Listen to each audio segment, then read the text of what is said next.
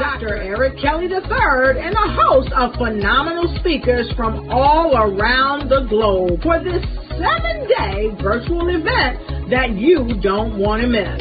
The mission of the Black Business Expo is to raise scholarship money from kids all the way from high school, all the way from college. The Black Business Olympics is one of the largest Black business showcases in the world. It is an opportunity for businesses and companies to showcase their businesses globally. We are going to be giving away laptops up to $5,000 away to students.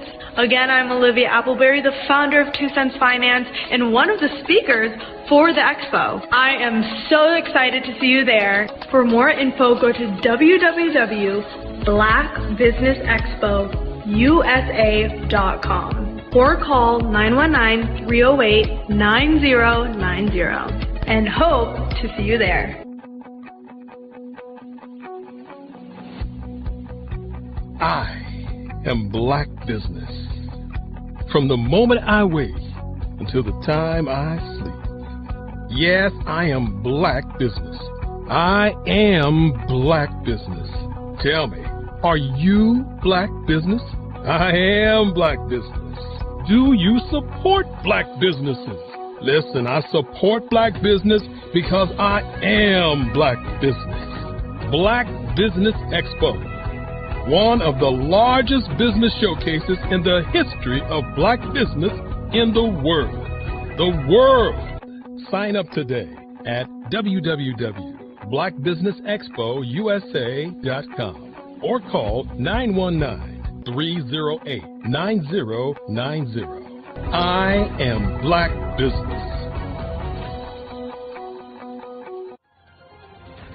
I am Black Business. From the moment I wake until the time I sleep, I am Black Business. I am Black Business. Are you Black Business? I am Black Business. Do you support Black businesses? I support Black business because I am Black Business. Black Business Expo, one of the largest business showcases in the history of Black America in North Carolina. Join Dr. Eric Kelly III and a host of phenomenal speakers from all around the globe for this 7-day virtual event that you don't want to miss. The mission of the Black Business Expo is to raise scholarship money from kids all the way from high school, all the way from college. The Black Business Olympics is one of the largest Black business showcases in the world. It is an opportunity for businesses and companies to showcase their businesses globally. We are going to be giving away laptops up to $5,000 away to students.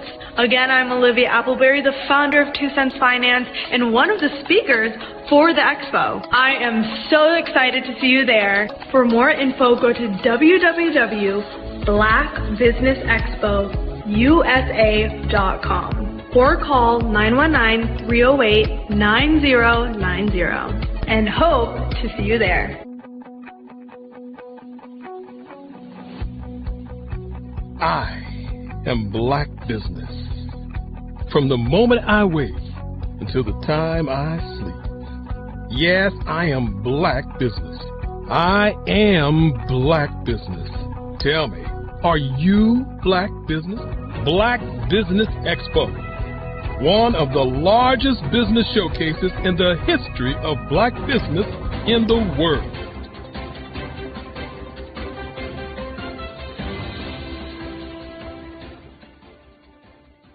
Hello, I am Dr. Eric Kelly III, the visionary strategist and founder of the Black Business Olympics.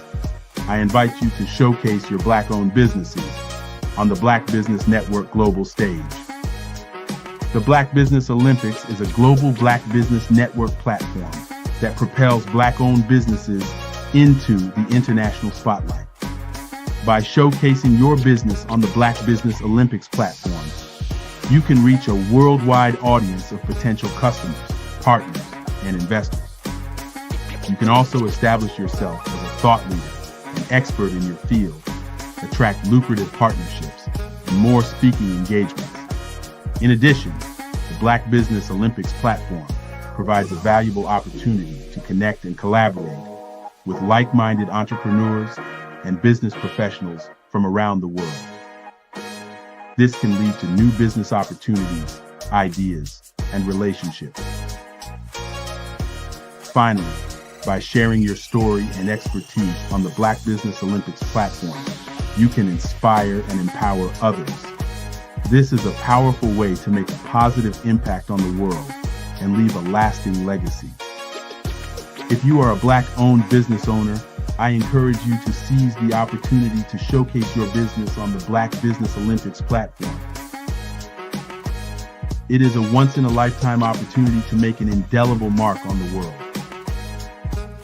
Be one of the 1,000 visionary entrepreneurs who are changing students' lives, shaping industries, and leaving an unforgettable legacy for their families. Unleash your voice on our global stage and watch your business thrive. Black Business Olympics is one of the largest Black business showcases in the history of Black business in the world. Yes, the entire world. Just give me a call today at 919-308-9090.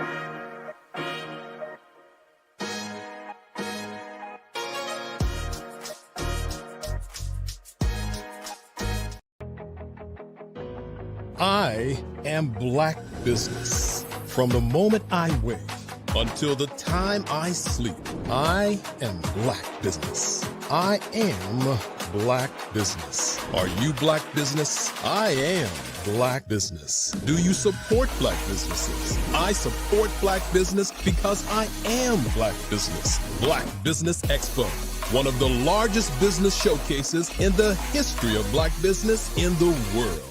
Sign up today at www.blackbusinessexpousa.com or call 919-308-9090. I am Black business. Did you know that approximately 333.34 million businesses exist today, according to a report from 2021? And you may be one of those businesses, or maybe you're not in the business market yet, but you're aspiring to be a business owner. Well, guess what? You're in the right place at the right time. Because let's face it, everything is about timing and opportunity. Hi, my name is Dr. Lotus Richey, and I'm the CEO and founder of the Lotus Richey Coaching and Consulting LLC, along with the Lotus Richey Ignite Show. 15 minutes of success with Dr. Lotus Richey, as well as books to boom your business and bring who you are. And today, I want to bring this amazing message to you about the Black Business Network and the Black Business Olympics. See, the Black Business Network and the Black Business Olympics is designed to help people just like you, that's right, that look like me, to take their business to the next level. Not just in your front yard or your backyard, but globally.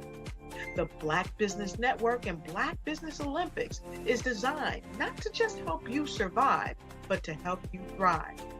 So join us today as we come together with businesses all around the world to support our students, our children, our young teens, our young entrepreneurs. What we do is we come together to help raise funds for students who are aspiring to be business entrepreneurs, who are aspiring and who are thriving in college. We endow them with a wonderful opportunity to gain scholarship of either a laptop or several thousands of dollars.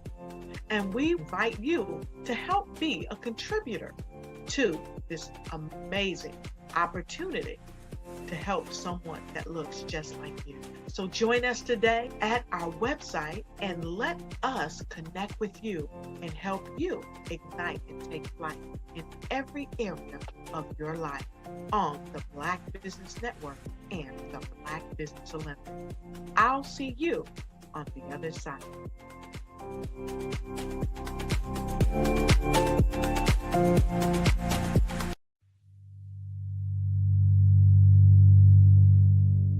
So what we have to do is when we get in the spot, we need to create some spots for us. That's the main thing. We need to be able to be in a position where we're able to create those spots for us. For me, being an entrepreneur, I'm not just going to get a business and then leave you sitting high and dry. If you ask me some questions about entrepreneurship, I'm going to give you as much as I received. I've seen people who made it, and then when you ask them, it's like, okay, now you have to pay me for the information, the same information I got for free. We probably in totally different cities. There's no way that we're going to bump heads or anything. We're not competing. Bring me up with you. And so I just think that whatever education that I have, then I need to be able to give that to my own as well. So create the spots. You can create the spots when you get there. Sometimes you got to hear the news from the Black perspective, and more specifically, Black publishers. And that's exactly why you have to download the Hey Tie app, the largest mobile app delivering breaking news, videos, and podcasts from 200 of your favorite Black publishers. Yes, 200 Black publishers delivering news as it happens, literally all in one app. Go to HAYTI.com or download the app in the Google Play Store or Apple App Store. It's completely free, along with information that you can trust, so go check them out. Social media is evolving. It's more vibrant, more colorful, more energetic, and so are you. It's not just photos anymore. It's video, it's audio, it's subscriptions. And now there's Fanbase, a new monetized social network. Fanbase delivers the complete native app experience with full content monetization for every user. No algorithms that shadow ban your engagement or growth, and no ads. Follow anyone for free and subscribe directly to your favorite creators for $4.99 a month. Plus, show some love by tipping on any post. Also, make a Fanbase page and monetize your content the same way. Finally, connect with your followers by posting the amazing content you already create. And now, get paid for it. It's time to energize and monetize, because everyone's a fan of something and everyone has a fan base.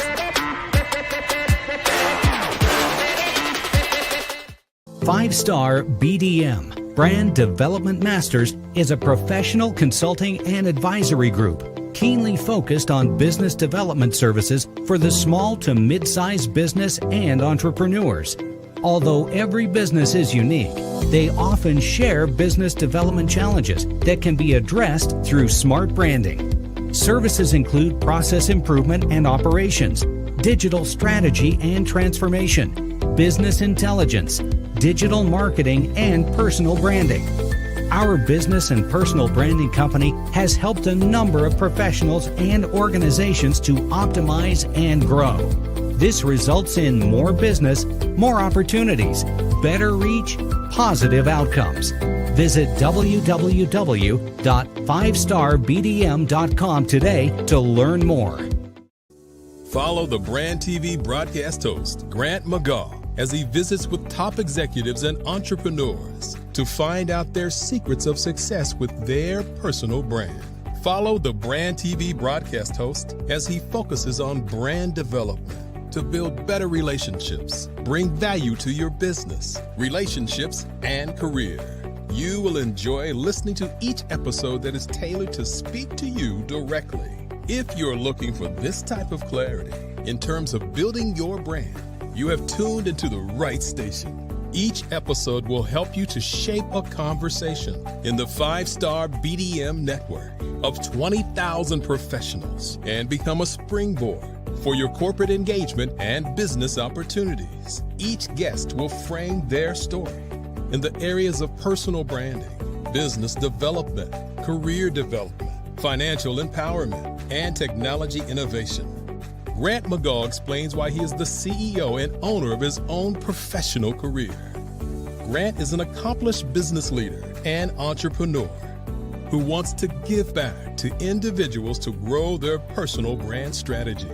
Tune in as he weaves his story about new possibilities, while to you exceed expectations. If you love storytelling, this show will make for fun. I am from Washington, D.C., but I was raised in Durham, North Carolina.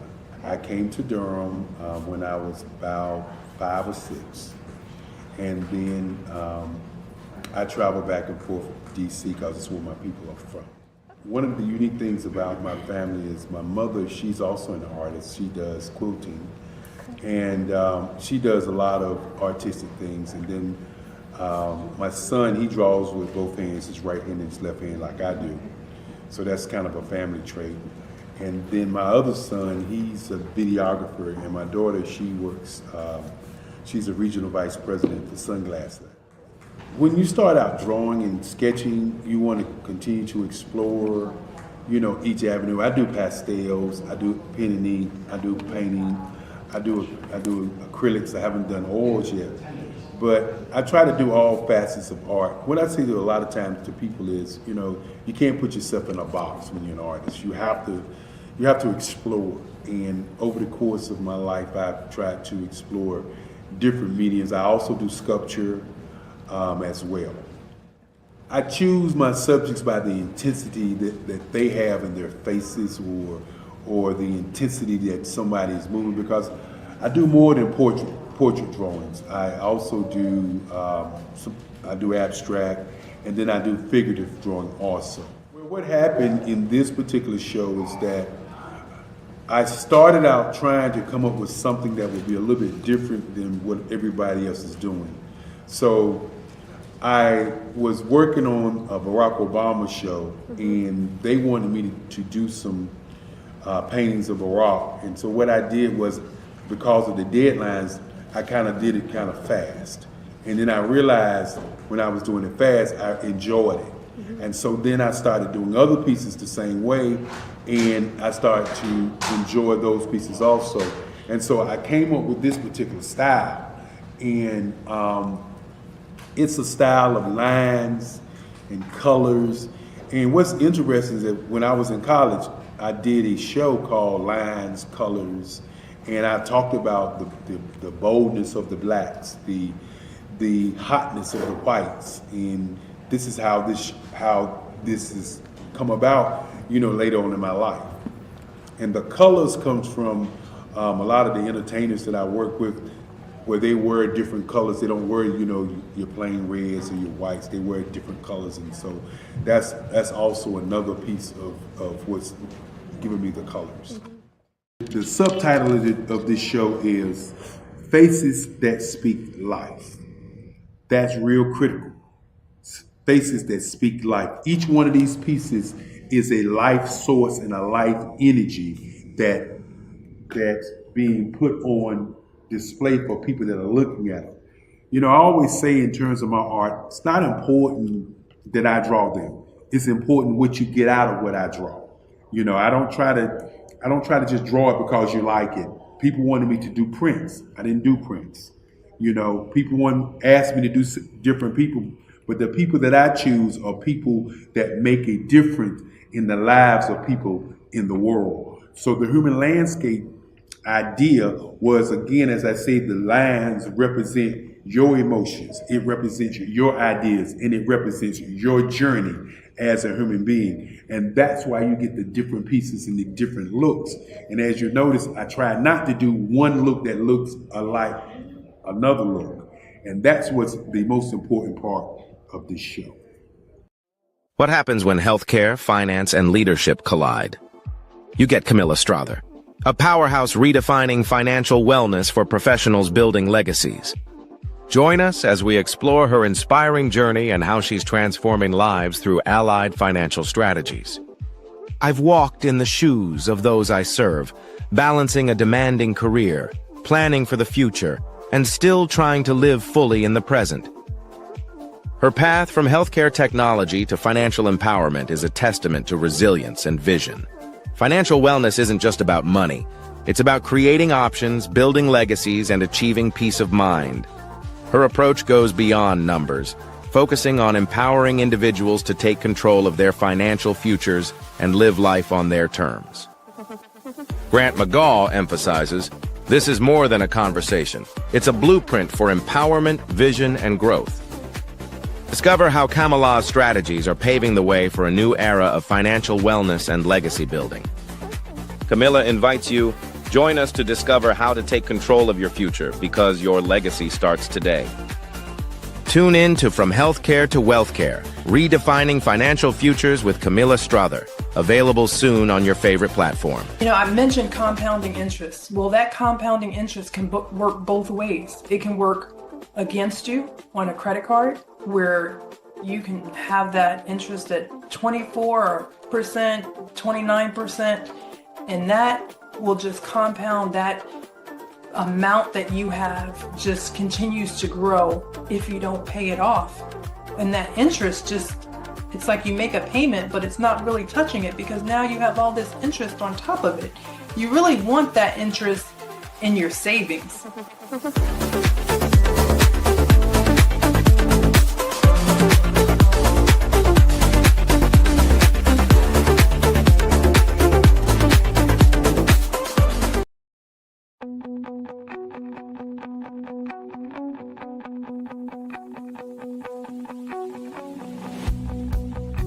I am Black Business.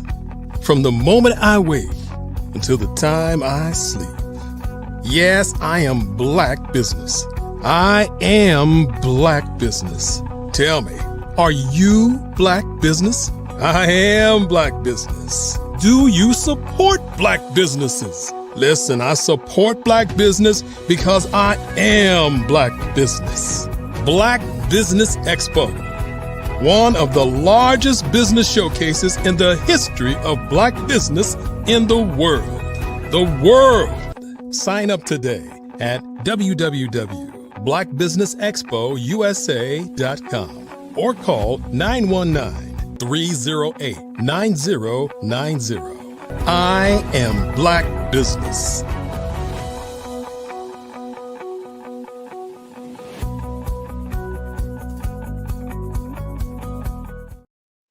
Good morning, good morning, good morning, entrepreneurs, thought leaders, and corporations. Welcome to the Black Business Network. My name is Grant McGaw, CEO of 5-Star BDM and host of the award-winning Follow the Brand podcast and TV series. And I am your business moderator for this morning on the Black Business Network. The Black Business Network is a 24-hour business network showcasing Black businesses, business owners, entrepreneurs, and thought leaders worldwide. And we have speakers from North Carolina, London, Singapore, Africa, Japan, and cities all over the United States.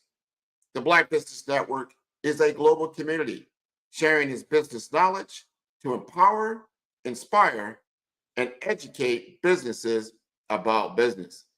And I would like to introduce Kamala Morrison Strother, who is a trailblazer at the intersection of healthcare, finance, and leadership. As the co-founder of Allied Financial Strategists, Kamala brings over 2 decades of expertise in healthcare technology and finance to empower healthcare professionals and women leaders to achieve financial independence. With a compassionate approach rooted in her own journey, she specializes in crafting personalized financial strategies tailored to the unique challenges of her clients. Kamala's mission is to bridge the gap between financial wellness and professional success, offering tools and insights that transforms lives. A dedicated educator and thought leader, she leverages her deep industry knowledge to simplify complex financial concepts, making them accessible and actionable. And Kamala's work isn't just about numbers, it's about building legacies and inspiring bold possibilities. So join us at the Black Business Expo to learn how Kamala is redefining financial empowerment in underserved communities. So Kamala, we'd like to welcome you to the stage. Good morning, Grant. Thank you for inviting me to be a part of this with you. I'm really excited and just really grateful for the opportunity. No problem. We have your camera, we cannot see you. Just make sure your camera is turned on right now. We just have a blank screen. You said my camera's not turned on? Yes. Just 1 second. We'll get that corrected. I actually am seeing it on. Yes.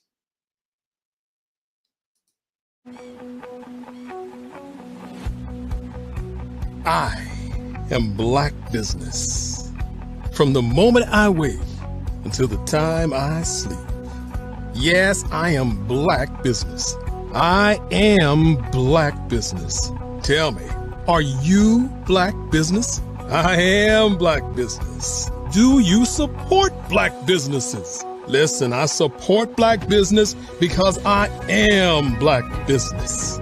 Black Business Expo, one of the largest business showcases in the history of Black business in the world. The world. Sign up today at www.blackbusinessexpousa.com or call 919-308-9090. I am Black Business.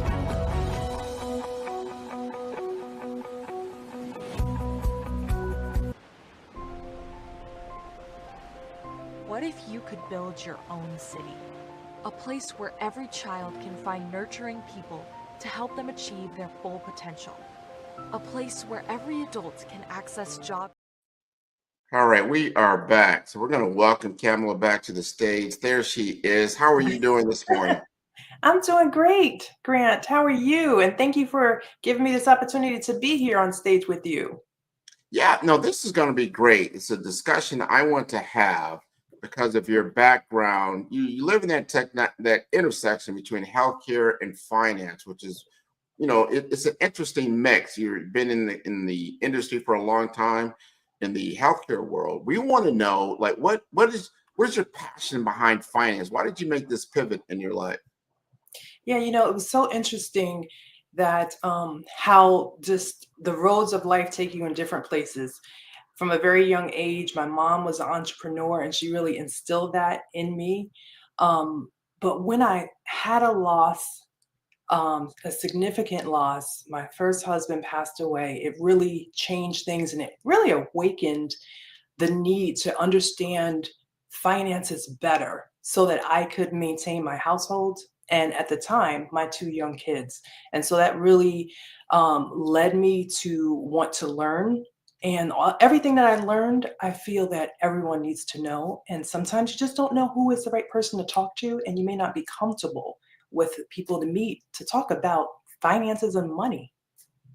That's so important, having that critical conversation about money at the dinner table and early and often, because that is the playing field that we all are on for survival. It's so important, which leads me to what I think is, I'm gonna call the elephant in the room, which is, what is the primary need? And I guess, how do you identify the primary need of the individuals that you serve in this financial world? Yeah, what I'm finding today is that, number one, it's hard to save. Everything that we see, the advertisement, marketing is all about spending. Yeah, that makes the world go round, right? But we still need to have an emergency fund, and a level of just availability for emergencies. And there's a lot of people that are retiring right now. And so I'm finding myself in a really great position to help those create a retirement roadmap. Retirement, and you just said something so important. It's very hard to save in our world, especially when you have so much pulling at you to get the world to go around, to get more of your money. Yeah. Make it easy to get a credit card. Really is a debt card. He's like, hey, that's money you don't have. That's money that you may have in the future. It's nice to have as a stopgap, or, like I said, maybe in an emergency, but using it just for everyday purchasing is not a great idea. Even though the credit card companies might want to, say that's not the case. Every time you get on a plane or it's just pushed at you all the time. And I see, like, when you're on these college campuses, I remember my daughter going to college. The first thing they do is that these guys are just right there giving you a credit card immediately So you leave out of school, you're already in debt. So you talk about saving money, like what money can I save? Yeah. So if you had to give advice to that younger self that were based on your current knowledge and experiences, if you were on that college campus and someone like me came to you with credit card opportunities, what would you tell them? Well, you know what? Credit card is needed, right? It's important to have a credit card. It's important to have a balance. And I think the balance is the key. But someone very important to me gave me this advice. If I could save 10%, I'd probably be poor. If I could save 20%, I would be okay. But if I could save 30%, I probably have a greater chance of being wealthy. And maybe wealthy looks different for everyone, right? Wealthy could be to take care of your financial needs, to be able to leave a legacy, to be able to prepare for emergencies.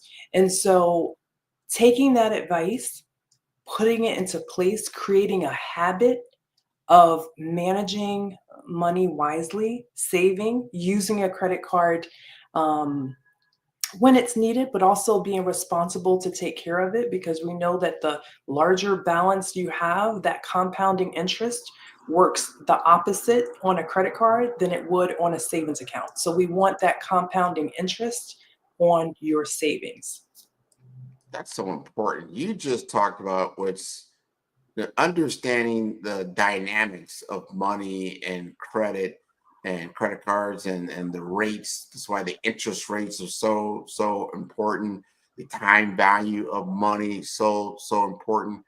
Now you have told or confided to me that you operate on three main topics that you typically will discuss with a client. If you would be so kind to discuss those with us so we can be educated around these areas, I really appreciate it. Yeah, the three main topics that I usually start with are financial goal setting. What are your financial goals? And they're different for each of us depending on what stage we're in.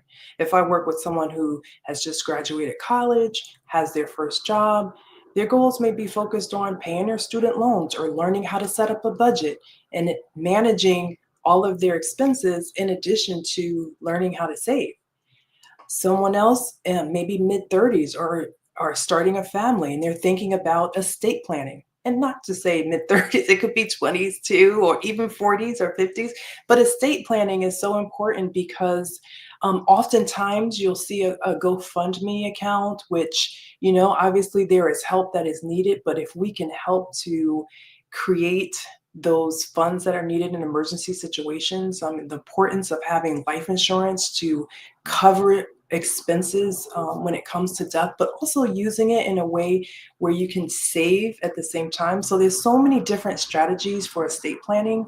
And then retirement planning is so huge right now because there is a large, like I mentioned before, a large amount of people that are retiring, and pensions are not common as they once were. We've heard that Social Security may not be around. We don't know if by the time I retire, if it'll still be available. So the only leg that we can stand on is our personal savings. And wherever that savings is really matters. So that would be the main three topics, and starting with the basics of understanding money and the three rules of money is really where I start. The three rules of money. I wish someone had talked to me about that, earlier in my youth, and just understanding, because you're going to get challenged no matter what with many different things in your life that cost money, right? And then understanding, like you were saying earlier, education, you're in college, you want to be able to maintain enough money for yourself and give yourself some room. Yeah. So most people, they think about, all right, if this apartment is going to cost me X, all my expenses are going to cost me Y, and then, I can afford it. However, from a banking perspective, they look at your affordability in a whole different manner. Like, hey, you don't want to spend, more than what is it, 60% of your income on housing and expenses or something. To help us understand those ratios so we know kind of like, hey, like you were saying earlier, 30% should be going into savings if you can to get yourself wealthy. Help us understand budgeting. Yeah, so I think that the key to budgeting is, first of all, just laying it out, understanding what do you have coming in and what's going out. And a lot of times, because debit cards became so easy, and again, it's a great way to be able to access funds to pay for our everyday expenses. But it's so easy to just use it without tracking the spending and knowing what you used it on. At the end of the day, if you looked at your account and your account is, less 80% less than where you started, or 50% less than where you started, do you know what you spent your money on? And so setting up multiple accounts and being very purposeful with your checking account or your savings account, and really designating them for specific things, whether it's your bills or it's your fun account or it's your vacation account. And that way you have a greater way to track, but also you'll be in the know about where your money's going. I think that's important. I'm going to stay here just for a second because if you budget it correctly, as you stated, and you're understanding your money, your flow, what's in your checking account, let's say, as opposed to what's in your savings account, right? Right. So they're two separate buckets. So maybe your debit card is not dipping into that. But when you apply for credit, you apply for, maybe it's your first credit card, or you know what, I need a car, I need an automobile, right? Or it could be that first home. Now, how the banks, whoever let's say your lending source looks at you and your income, as you said, that inflow, and they look at that outflow and what's left over, and what they're looking for, what's left over for them, and then to make sure, hey, you're a good risk for paying us back for giving you this money. Can you help us understand, like you're talking to someone in college right now, help them understand what that dynamic truly looks like. Yeah, and what you're talking about, Grant, is the debt to income ratio. Increasing your debt, does it match your income? Is it more than your income? So really understanding that matters when it comes to being approved for credit cards and mortgages. And even though that may not be my specific area of expertise, I really help to lay it out so that you have a clear picture of what's going on in your financial case. And I have people who say, wow, I spent that much eating at restaurants. And I'm sure they were great restaurants because I love my restaurants and eating. But I also had to make some changes. And I think bringing that awareness to the changes that are needed, because those small changes can lead to really big growth, savings, and goals. And so I think it starts there, understanding that debt to income ratio, being aware of it, and then determining what small change can I make so that I can then pivot to reach the financial goals that I'm trying to achieve. That's so important. That's so important to understand. And people are at various stages in their lives when you have, very little debt, and then you have a lot of debt, and then you might not have as much debt, depending on, where you're at in that stage. How do you determine the appropriate starting point for their financial journey? First, starting with, and I mentioned this, the 3 rules of money, understanding what do you know about compounding interest, created by Albert Einstein, the rule of 72. So going through that first to understand, how does interest play a part in the growth of your money? Number 2, what are options for your money? There are fixed accounts, there are variable accounts, there's even indexed accounts. So again, starting with the basics and providing the basic level of knowledge. Also, and the last one is number 3, is how money is taxed. Well, we have tax now, we have tax later, we have tax never, but really breaking that down first, and then understanding what are the financial goals. When we think about the very first time we worked, do we have any of that money from that very first paycheck? Probably not. But every paycheck is important as long as you're working, because that's the accumulation phase that we're in. But as you get older, you're preparing for retirement, and you actually retire, you're now in that distribution phase. And so you need that savings and that money to be able to sustain your lifestyle. I think that what you said there is just understanding. And one thing, I didn't have the mindset. I think a lot of times this is it's mindset. As I look back in time in my 20s, 30s, what was my mindset? Not even thinking like I'm just trying to pay bills to have basic living necessities. I got little kids, and I gotta get bottles and formula and like I said, different stages in life, right? Absolutely. Yeah. So all those things, come into important. But if I thought about it, what I would have done differently, maybe the apartment I got, maybe I could have got a cheaper one. Maybe it didn't have to be super cheaper, but it could have been, that $100 could have been like, we're going to save this $100, get this place, and that $100 goes into education fund or something else. So I don't touch it, I don't spend it. It's it's just that's saved money. Or getting that car, like, yeah, I want that car. Oh, it's really cool. But you know what? If I could save that $100 again, it's $200. That just goes into savings if I'm thinking like that. But a lot of times, and I'll be very honest, I wasn't thinking like. Sure, we aren't. We aren't. I love fashion, right? I love clothing, but I had to balance that a little bit. I'm trying to remember when I was younger what was most important and what I spent my money on. And sometimes it's what you need and want at the moment.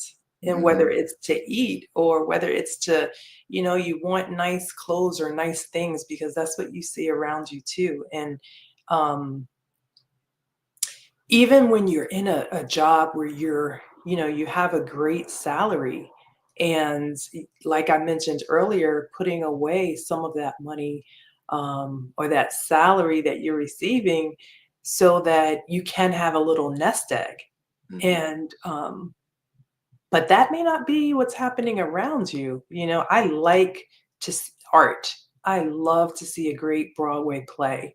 And those things are fun and we need fun in our life, but being able to balance too, I think is really important. And I think that's the key, is really balancing and the wealth of you. I've always thought about the health of you being a nurse, but now what about the wealth of you and putting that wealth into just incorporating it into every part of your life.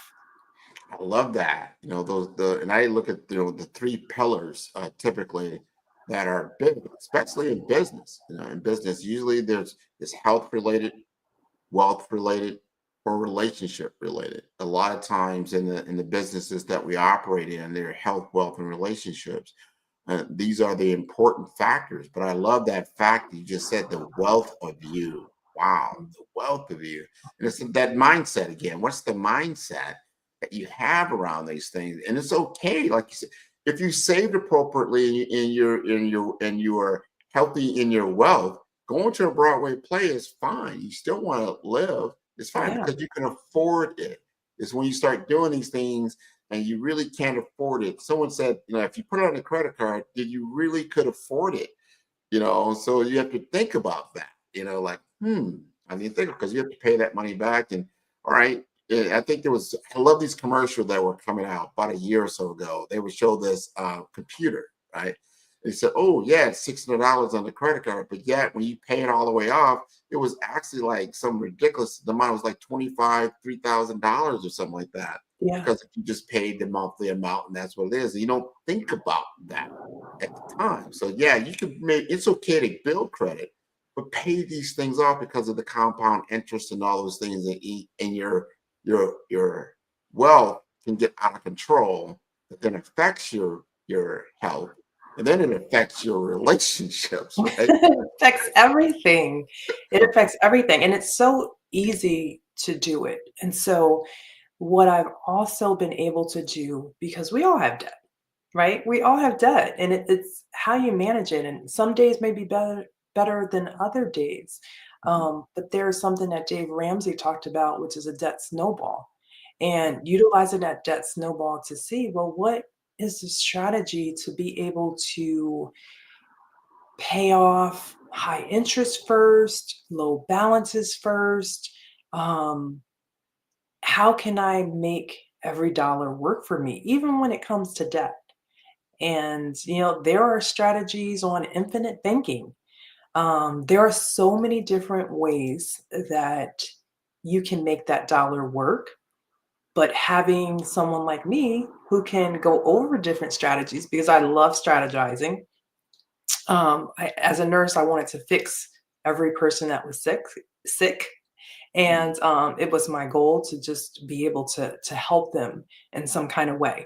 And so now playing that forward in my financial coaching is providing strategies to be able to do the same thing. And there are really good options out there. They're just not always well known.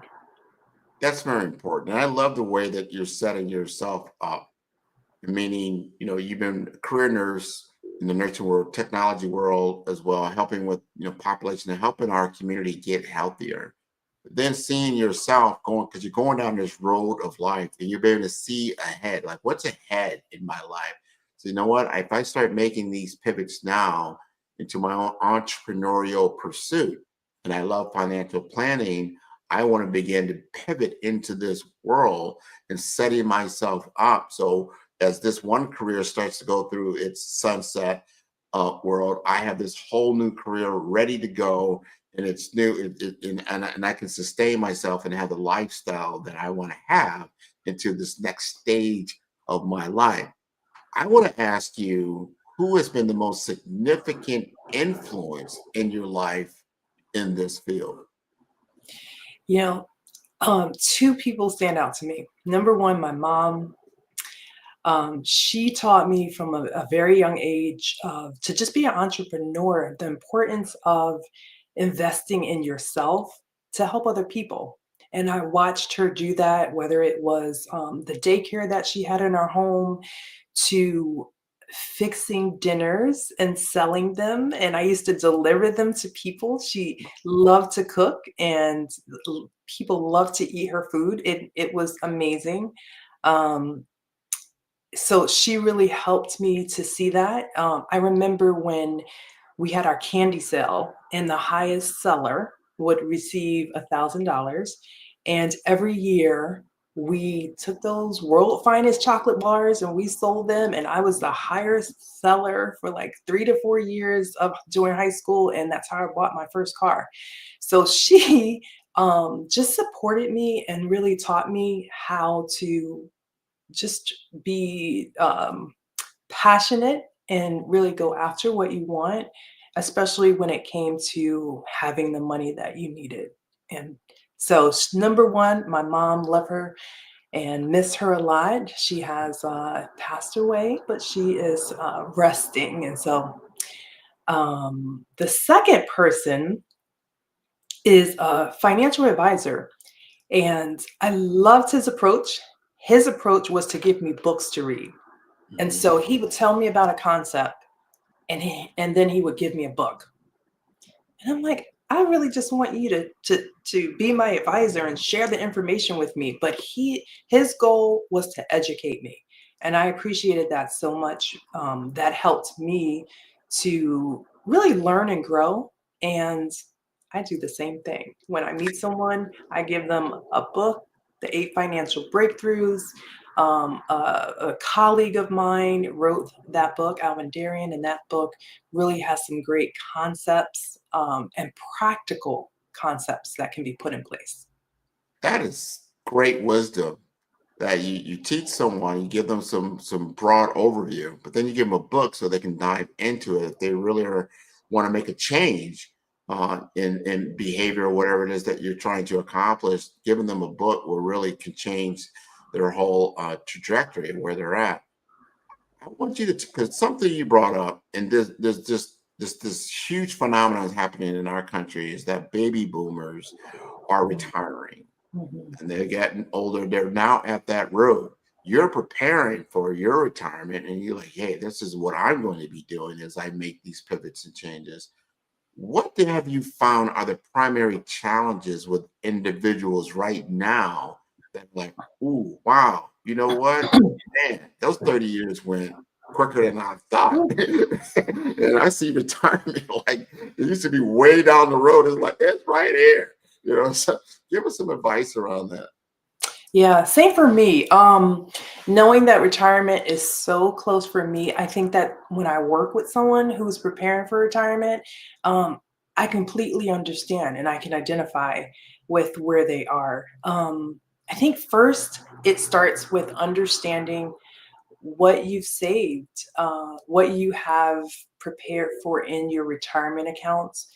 Most people have a 401k or 403b, but they may not really understand how it works. So the overarching key is financial literacy, understanding the different retirement accounts. I have some clients who want to do more.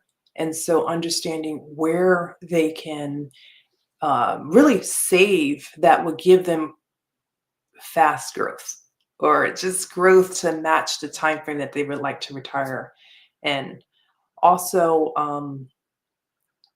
understanding Social Security. A lot of people, like I mentioned, are expecting to receive Social Security. And I tell them, go to ssa.gov and look up your information. It will tell you what you will receive at different stages. I put it all together and I create a retirement roadmap. I think the other really key thing to consider in what I call planning for your 30-year vacation is having multiple income streams. And so what are you interested in? What would you like to do? Is there a way to create additional income streams? And sometimes that's not necessarily work, but it may be in your savings plan. What savings plan can give you another income stream in addition to what you've already have saved for retirement? Let me ask you this, because this is important. I know several people going through this. I call the liquidity event. You're now retiring. Like say you have 401k, perhaps you have real estate, perhaps you're about to receive Social Security.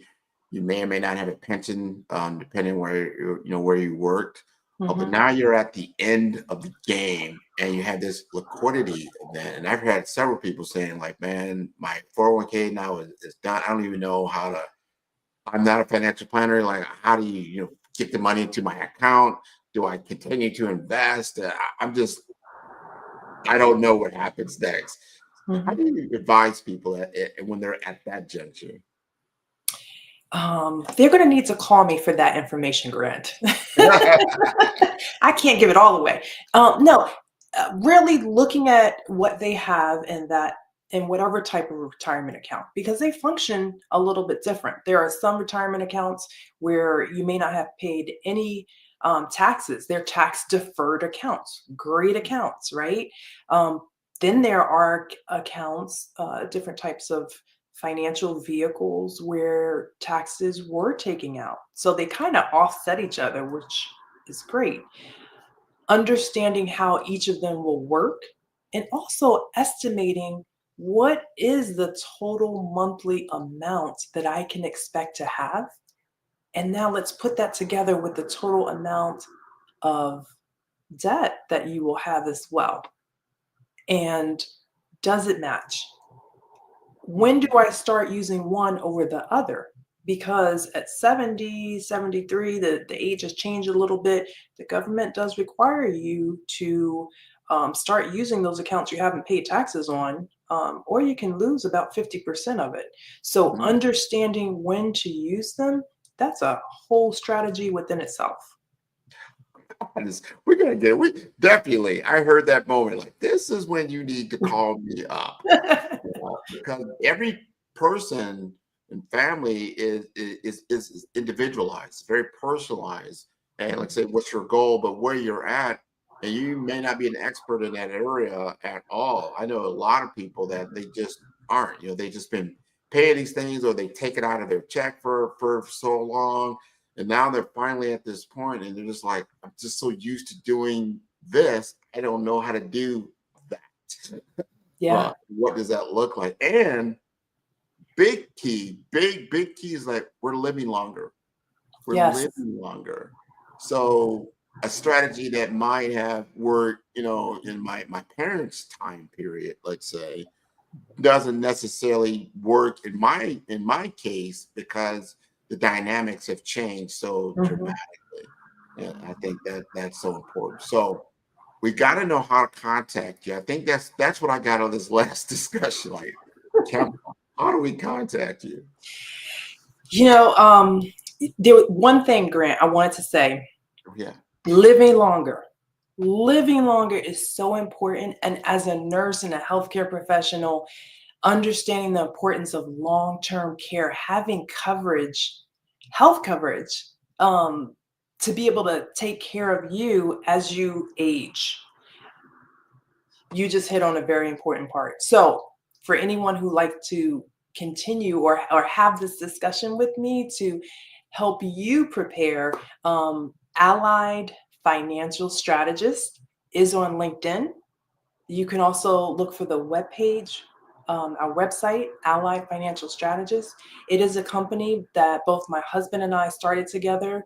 I have such a great partner in him. Really, he understands it, and we're on the same page because we both understand the importance of preparing retirement roadmaps and really positioning ourselves for multiple income streams so that wherever stage we're in, we're able to put that investment into ourselves. I think that's awesome. Thank you so much for sharing with us today. We're going to encourage the entire audience to get in touch with you. It's so important. Do a self-evaluation of kind of where you're at. Now, you're in the Atlanta, Georgia area, right? Yes. Yes, I am. And although I'm in Atlanta, I have 16 licenses. I work with clients across the country. So I can help you. I can help anyone that's really interested in, again, investing in them. And that's the key. That is so important to understand. I want to thank you again for being on the Black Business Network this morning. Genius is coming, and I will see you on the other side. Bye. Great information this morning on Saturday to understand your financial wellness. So important. The Black Business Expo's mission is to raise funds for high school seniors going to college or K through 12. And those are those entrepreneurs that we want to continue to fund. This expo is a fundraiser for students. You may go to www.blackbusinessexpousa.com to donate to the scholarship fund, or use the Cash App that is on the screen below. That is $BBXUSA. Our goal is to give laptops and up to $5,000 to 10 students.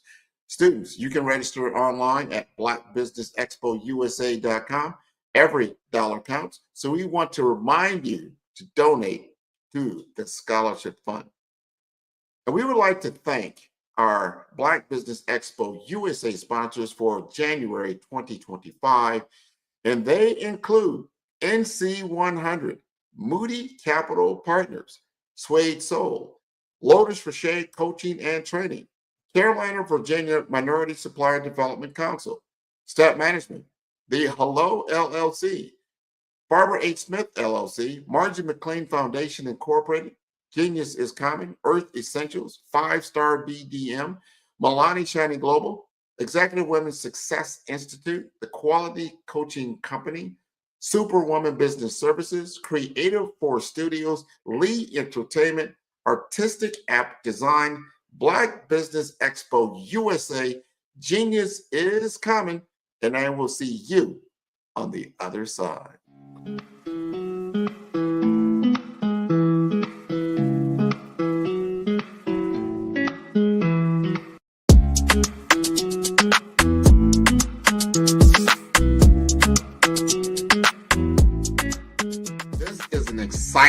exciting time to be in digital marketing with the advent, the explosion of generative AI chatbots. They're better known as ChatGPT. There's Bard, there's Claude, there's all kinds of this new one came out called Gemini. There's so many different tools that really what it comes down to is that it's made my business more precise.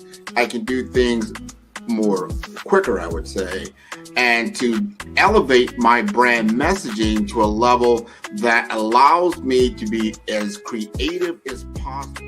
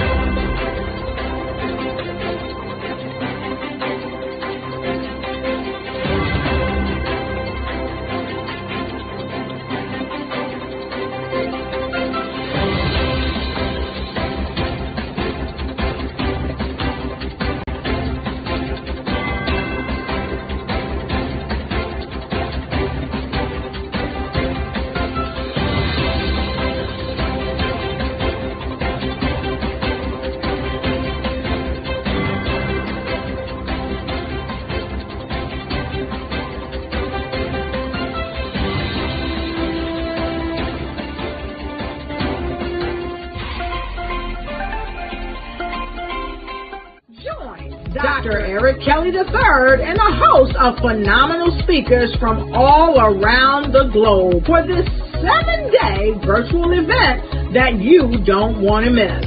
The mission of the Black Business Expo is to raise scholarship money from kids all the way from high school, all the way from college. The Black Business Olympics is one of the largest Black business showcases in the world. It is an opportunity for businesses and companies to showcase their businesses globally.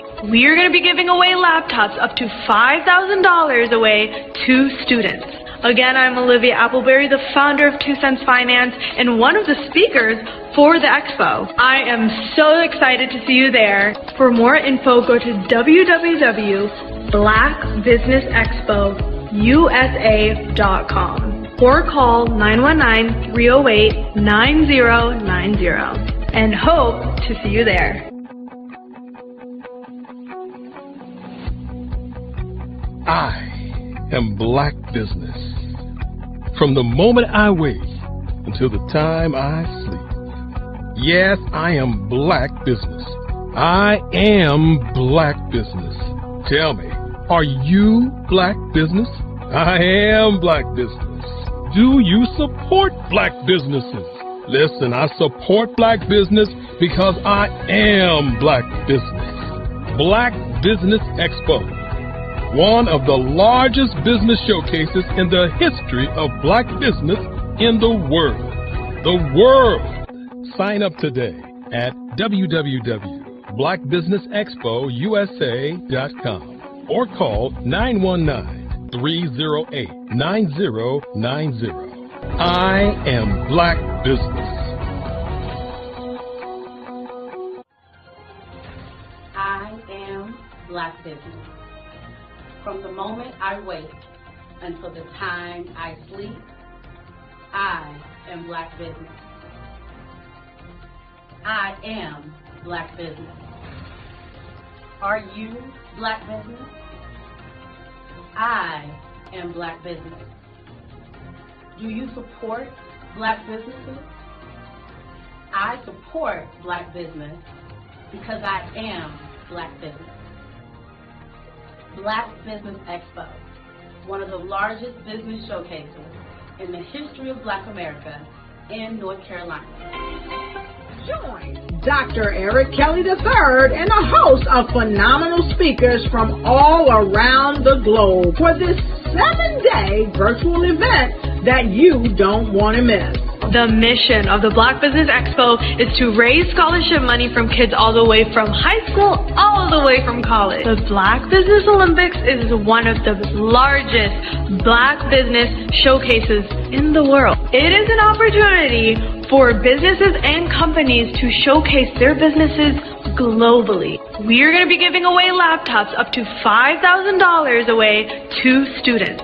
Again, I'm Olivia Appleberry, the founder of 2 Cents Finance and one of the speakers for the expo. I am so excited to see you there. For more info, go to www.blackbusinessexpousa.com or call 919-308-9090 and hope to see you there. I am Black Business. From the moment I wake until the time I sleep. Yes, I am Black Business. I am Black Business. Tell me, are you Black Business? I am Black Business. Do you support Black businesses? Listen, I support Black business because I am Black Business. Black Business Expo, one of the largest business showcases in the history of Black business in the world.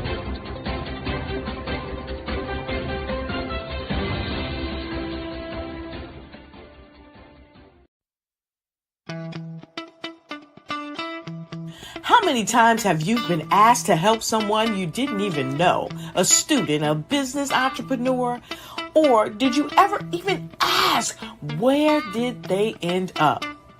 That business, that friend, that entrepreneur. Well, just maybe they ended up in a gang, bankrupt, homeless, or worse, dead.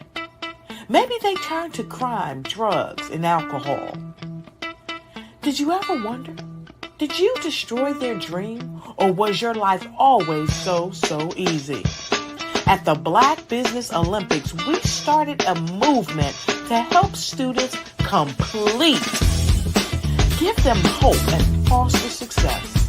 Help them to leave their dreams of providing laptops, computers, and up to $5,000 in scholarship funds. Today, we ask you to help a student, a business owner, or an entrepreneur to realize their dream by sponsoring them, supporting them, and buying from them. Consider this. With $1.6 trillion in our Black community, we only ask for a small donation for our students, our businesses, and our entrepreneurs.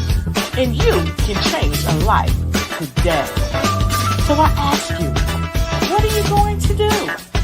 Sit on the sideline and watch our students in high school be losers, miss out on their dream from lack of resources? Or are you going to donate to the movement and change their future and yours as well? Give us a call today at 919-308-9090. Change their life by investing with action to the Black Business Olympic Fund. The Black Business Olympics, one of the largest business showcases of Black business in the history of the world.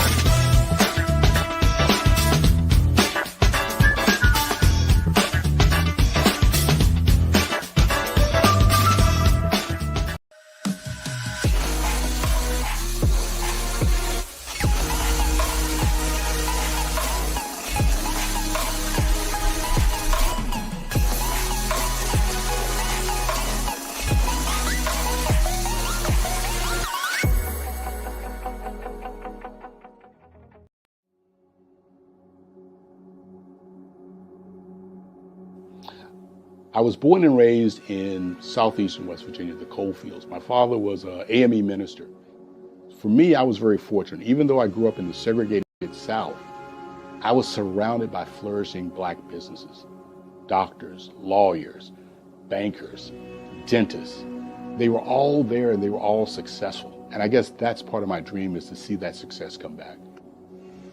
My name is Joseph Simmons, and I am the founder of the Center for Micro-Entrepreneurial Training. We have this moment in time where we can change the trajectory of people. And our focus is on women, Black and brown entrepreneurs, and their access to capital, their ability to build thriving businesses, the ability to employ people. There's a study that showed that in those three communities, especially Black and brown communities, $1 stays in those communities for 30 minutes. In white community, $1 stays in their communities for 8 hours. So think about it. For you in a Black or brown community to get gas, to get food, to go to a restaurant, you've got to leave your community, take those dollars out of that community and take it to another community that's already being well served. So if we can reverse that, if we can go from 30 minutes to an hour to 2 hours, that's progress. That's what we need to do. I was with SCORE, and then in May of 2020, of course, the events happened in regards to the murder of George Floyd. The other thing that I was experiencing was the denials of federal funds for small businesses, and it revolved around one thing. These businesses were not being prepared for grants and for government programs. And I came up with the idea for the Center for Micro-Entrepreneurial based off those two things.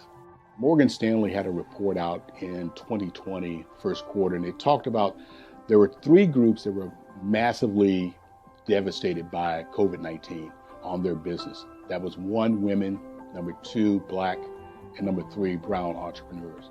The research showed that they had less cash on hand, they had less opportunity to go into a bank and get money, and they were very dependent on family and friends to keep their business up and running. If we can focus on those 3 groups, then we can have a dramatic impact on our communities. Really, the focus is on 3 areas. And those 3 areas are 1, the people, number 2, the courses, and number 3, a support network. Here at CMAT, we will provide you with the fundamentals for generational success. And you will be creating a vibrant community by attending our 5-day immersive training course.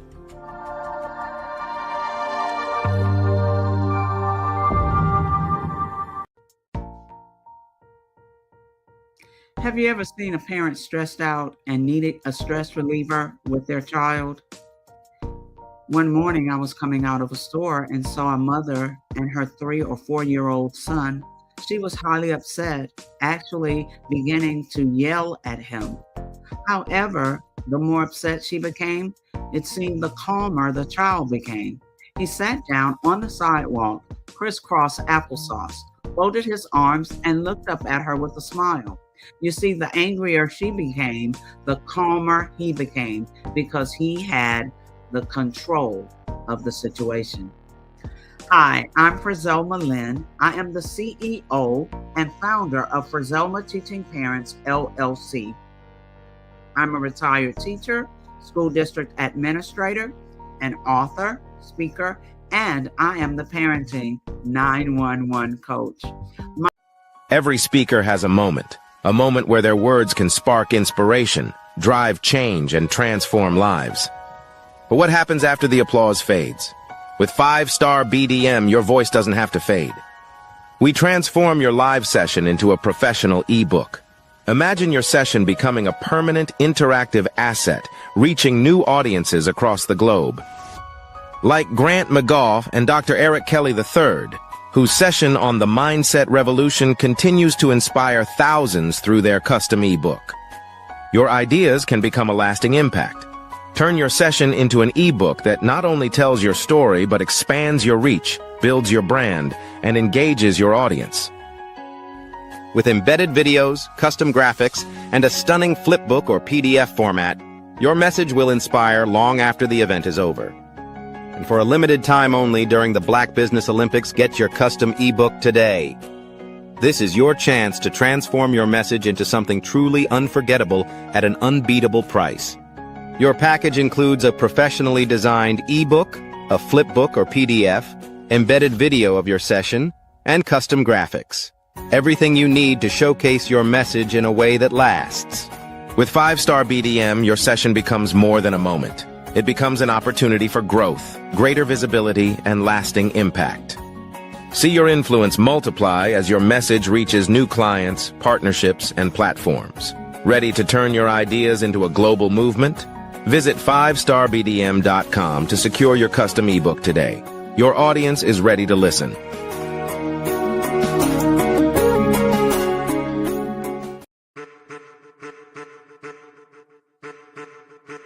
child of the Most High God. He has gifted me in ways that I could not even imagine and didn't know.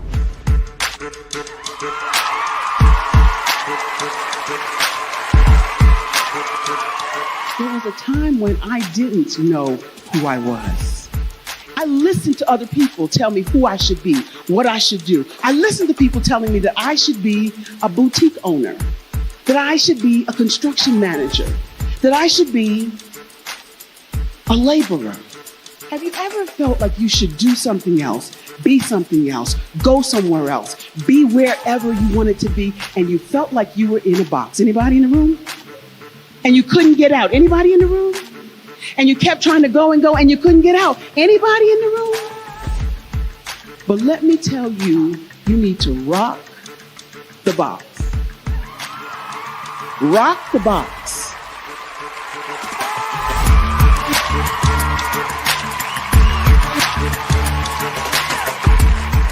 I am engaging, inspiring, and empowering.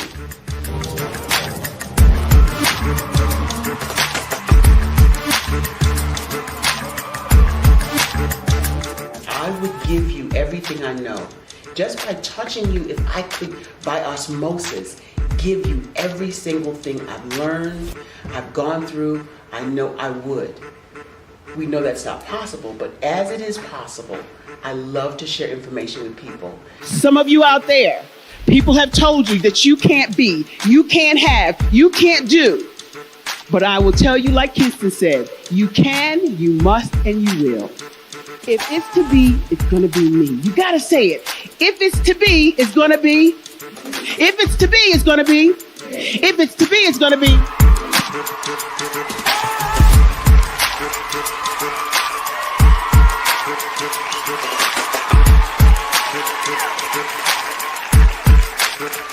Barbara is because she believed what her mama said about her and not what other people told her. Every day you wake up, when you're in a situation, it's your choice whether it's an advantage or the disadvantage. She gained her confidence and her life, and now she is a testimony. If I can help you elevate yourself, then I feel like I'm elevating my own self as well. What you know and I know together can change the world.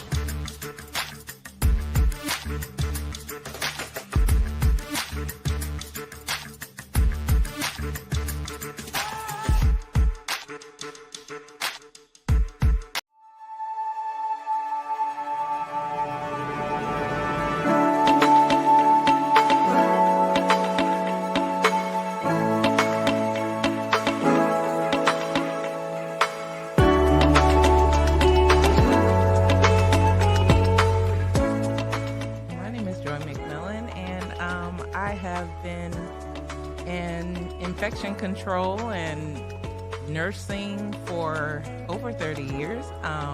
It is truly my passion. I love being able to see people who are in need go into a facility and get quality care, have quality outcomes, and don't leave with anything they didn't come in with.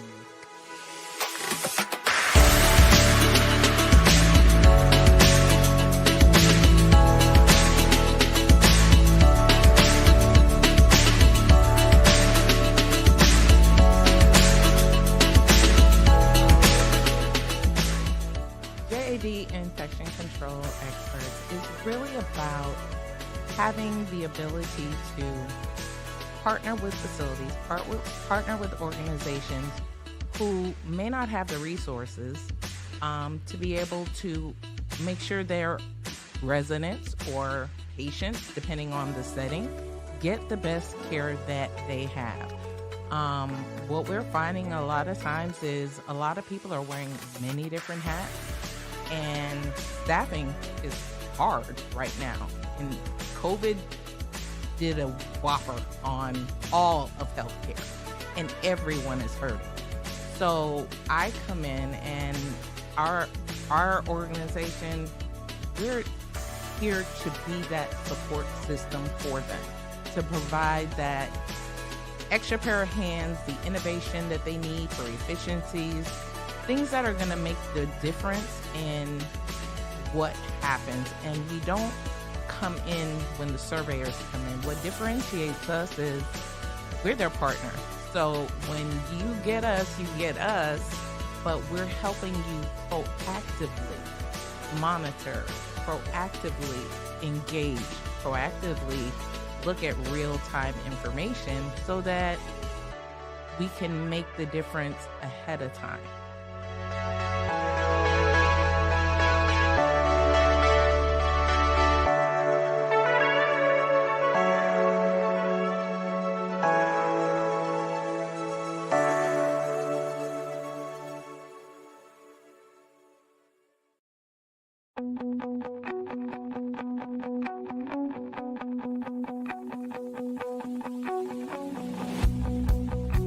I am Black Business. From the moment I wake until the time I sleep. Yes, I am Black Business. I am Black Business. Tell me, are you Black Business? I am Black Business. Do you support Black businesses? Listen, I support Black business because I am Black Business. Black Business Expo, one of the largest business showcases in the history of Black business in the world. The world! Sign up today at www.blackbusinessexpousa.com or call 919-308-9090. I am Black Business.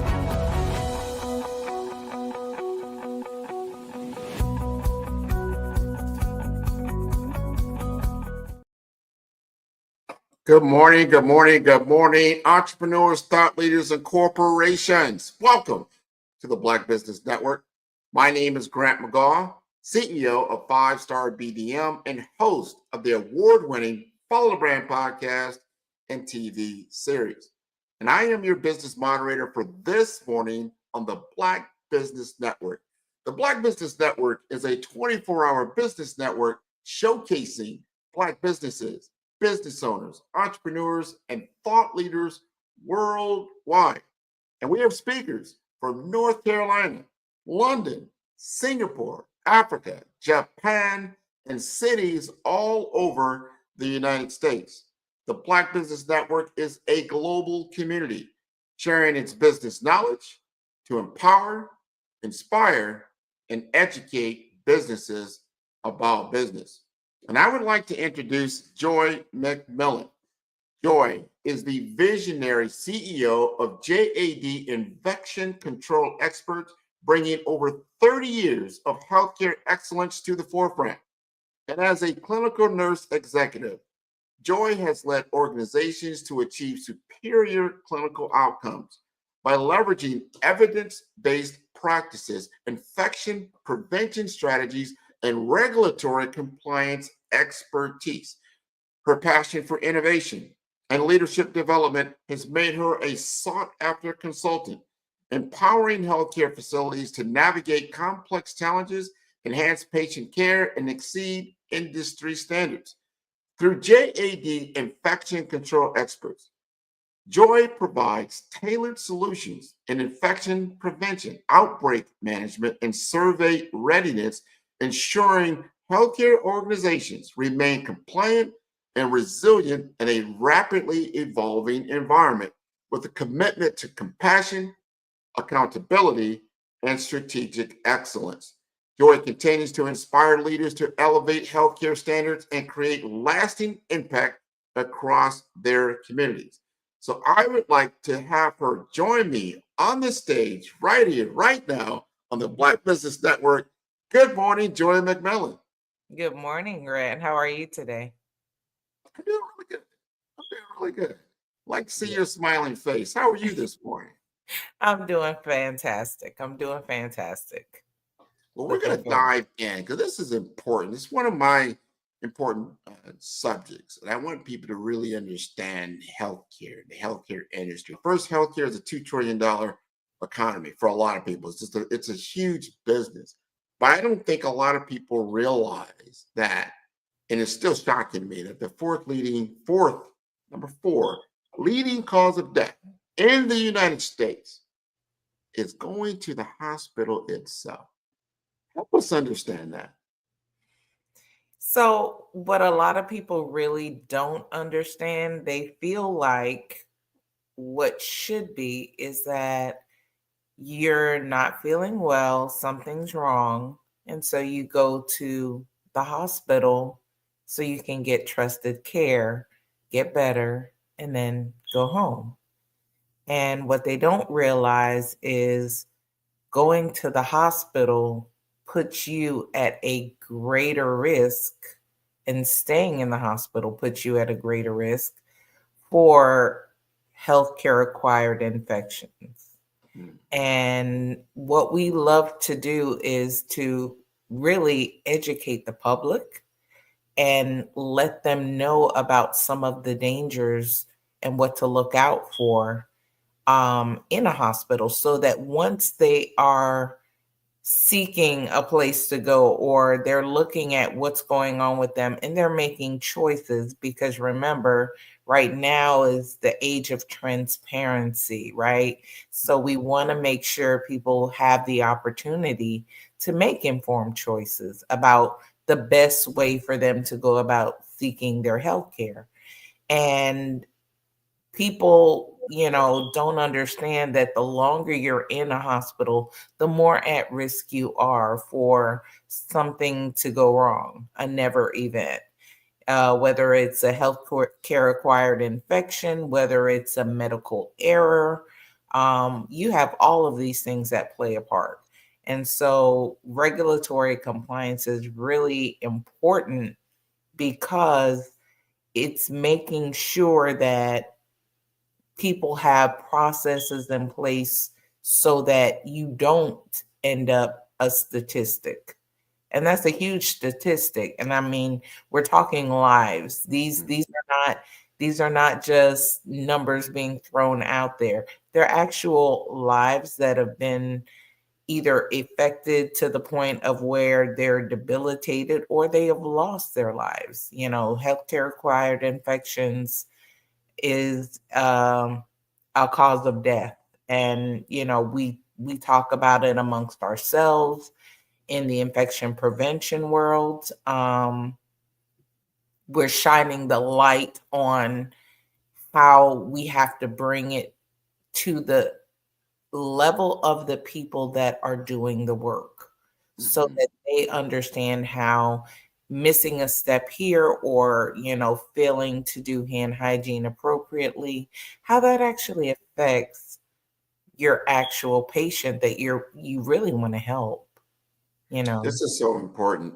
I want people to really lean into what she's talking about. I wrote an article, I called it Flight 754. People are like, what's Flight 754? 754 people every single day will pass away from either a medical error or a hospital acquired infection. What does that mean? That means that's like 2 jumbo jets crashing every single day in the United States from a preventable hospital acquired infection or medical error. And if people, just like we unfortunately just had, a helicopter hit an airplane, and you see the fallout from that. Think about that. This is happening every single day. We just don't put our attention on it. I call it Flight 754. Are you on Flight 754? Right. It boards every single day. Yeah. I want to know, from your perspective as JAD infection control expert, what is your mission? What are you trying to accomplish? So our mission is simple.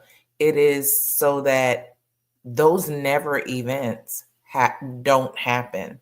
We want to go in and prepare the facility to the level that they need to, so that anyone who goes to seek health care can be assured that they're not going to have something happen to them that shouldn't happen to them, because it could have been preventable. Now, we all know in healthcare, there are things that are not preventable, right? You can't predict how someone's body is going to react to anesthesia and, that outcome and things like that. However, you can predict that if I give an antibiotic 15 to 20 minutes prior to me performing surgery, that it's going to make sure that when that person goes under and when they come out and I stop that antibiotic on time, they will be at less risk for infection. You can put in place things like chlorhexidine bathing prior to doing any type of surgery, so that what we call flora, the skin bacteria. The skin bacteria is not causing infection once they cut them open. Things like oral care, people think oral care is a comfort measure, right? We were talking about this just recently in our conference. Oral care is a comfort measure. It's what they're taught in school. It's what we were taught. Well, I'm not going to date myself, but many years ago, a couple of years ago in school, we were taught oral care is a comfort measure. It helps to, make the person feel like a person while they're in the hospital in that stay. Guess what? Oral care is not a comfort measure. It is oral hygiene. Oral hygiene is one of the biggest predictors of pneumonia. So what happens is all of that bacteria that's in the mouth and stays in the mouth because that's one of the last things to be done, right? It's if you're looking at where you're cleaning and what you're doing, people aren't really focused on that. They're focused on all the other things that they've got to do. But the mouth is a breeding ground for infection. And what happens, it's not only just initially they were looking at preventing ventilator associated infections. And one of the main reasons was lack of oral care. But now what they're finding is it's a great indicator for pneumonia in great percentages. And this is not, that's like you or I going to the hospital and we end up with pneumonia. We're not on a vent, but they're not in there doing the oral care. They're not encouraging us, even if we are what you call the walkie-talkie patients. They're not saying, hey, by the way, go ahead and brush your teeth. They're not even providing they have different toothpaste that can help. They're actually helping you instead of what we call the fresh mint. If you go into the hospital, you're getting fresh mint. All that is just something for you to suds up and your breath smells fresh, but it's not giving the hygiene that's required. You have stroke patients that go into the hospital, right? Now, most stroke patients can't care for themselves. They are on what we call aspiration precautions. And so understanding that when you are cleaning the person's mouth, hopefully you're cleaning their mouth, right? When you do that, you also have to use a suction because they can't swallow, right? They're having difficulty swallowing, most of them. And so if you're not doing it right, these are things that are preventable. So going in, educating, monitoring the processes, giving them real-time feedback, and helping them to understand when you do this, this could be the outcome. And no one wants to do harm to any resident or patient. They really want to do a good job for the most part. You've got people with good hearts that are just speeding the process up and skipping steps so that they can get to as many people as they can, which in turn ends up doing harm. So putting that together for them, getting them to understand that, going in with that second pair of eyes and taking a look at it. I when we were having our conference last week, I brought up a story of I was in a facility and I was doing one of the assessments and just checking and monitoring for compliance. And the nurse was really proud to step up to me. I was in the pantry and she's like, I'm washing my hands because I just finished MedPass. And, she was really proud. And I was really, I watched her and I watched her process. And, I said, can I speak to you just one moment? And she's like, sure. And I said, so great job in knowing that you really need to do hand hygiene after you do your med pass. I said, but grabbing that soap before you rinsed your hands would have been a really, really, really good thing. And doing it for more than 5 seconds that you did it, that would have been even better. So what she didn't realize is in the angst, right, of trying to show off for the surveyor, which I'm not, I'm there to help you, because the surveyor is not going to do that. They're just going to write it down, tell your director of nurses, and put it in your 2567. Pretty much. You're going to get the citation.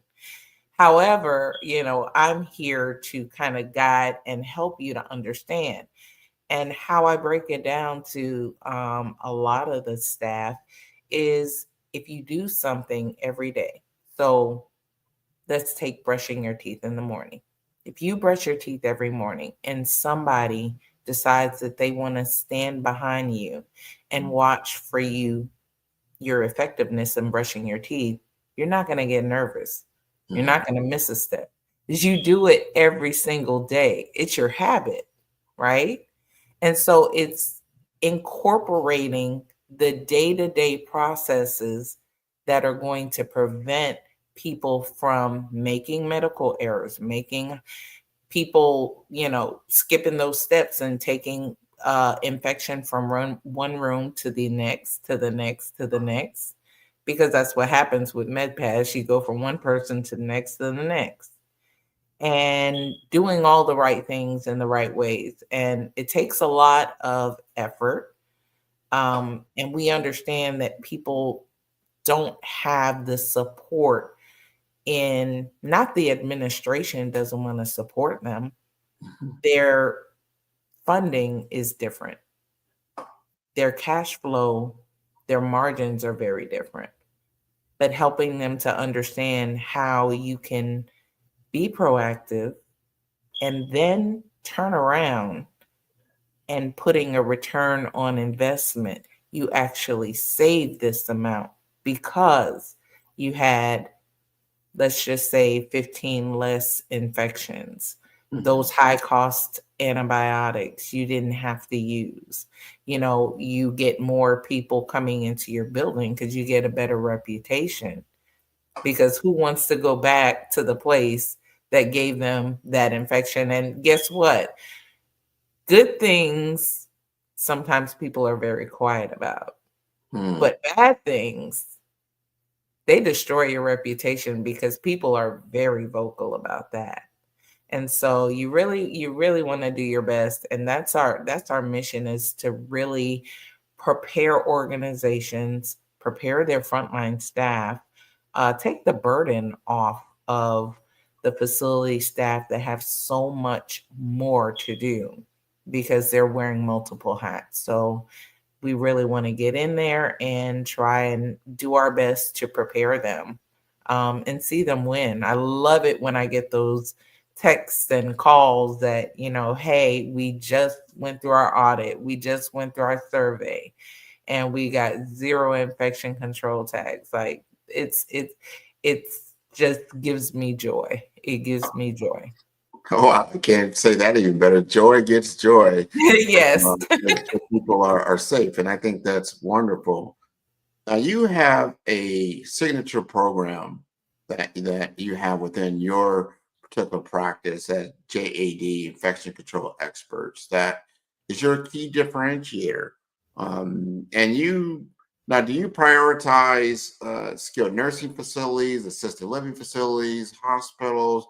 I mean, why would a administrator like, hey, we need to bring in Joy because Joy gives us this best opportunity to pass our surveys or to be a much better hospital, or like you just said, not be on that list of places of not to go?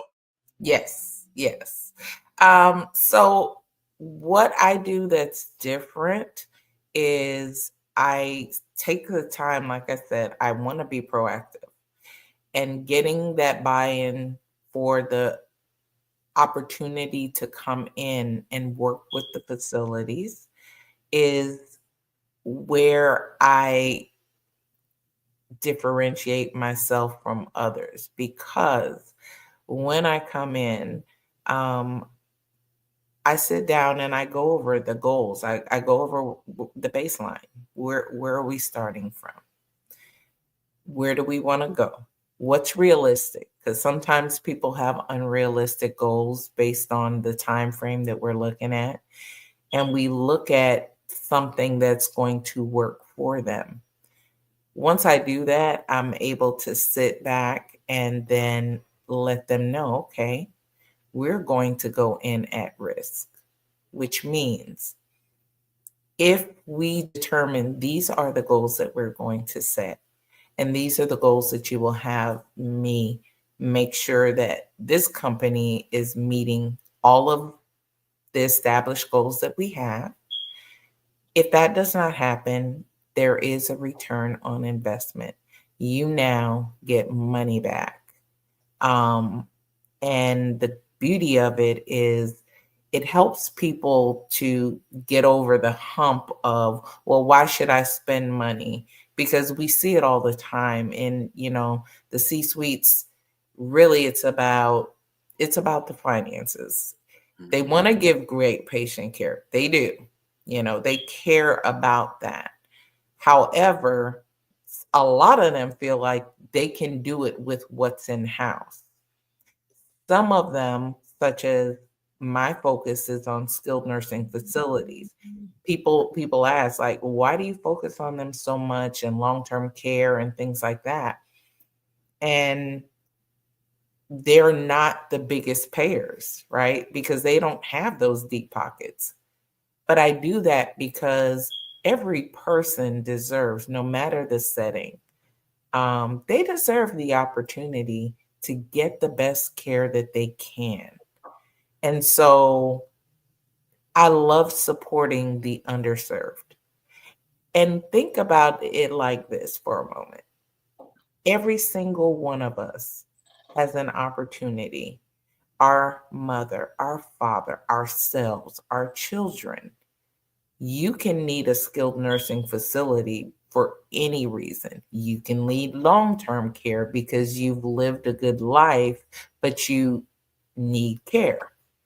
And so don't you want those facilities to be able to, you can trust that they're giving you the best care, or your loved one, right? So, humanizing it and making it real to people that may not understand why the passion for this, because I know what they're going through, and understanding what they're going through, and then having the ability to bring tools to them to be able to not just, I've walked in, I've done my thing and this and that. Now you'll see me in another quarter or next month or however they set it up. That's not the goal. The goal is to leave them with tools to help their efficiencies, because that's why people take shortcuts, right? So helping their efficiencies and help them to be successful and to get that 5-star rating that they're looking for, increasing their census.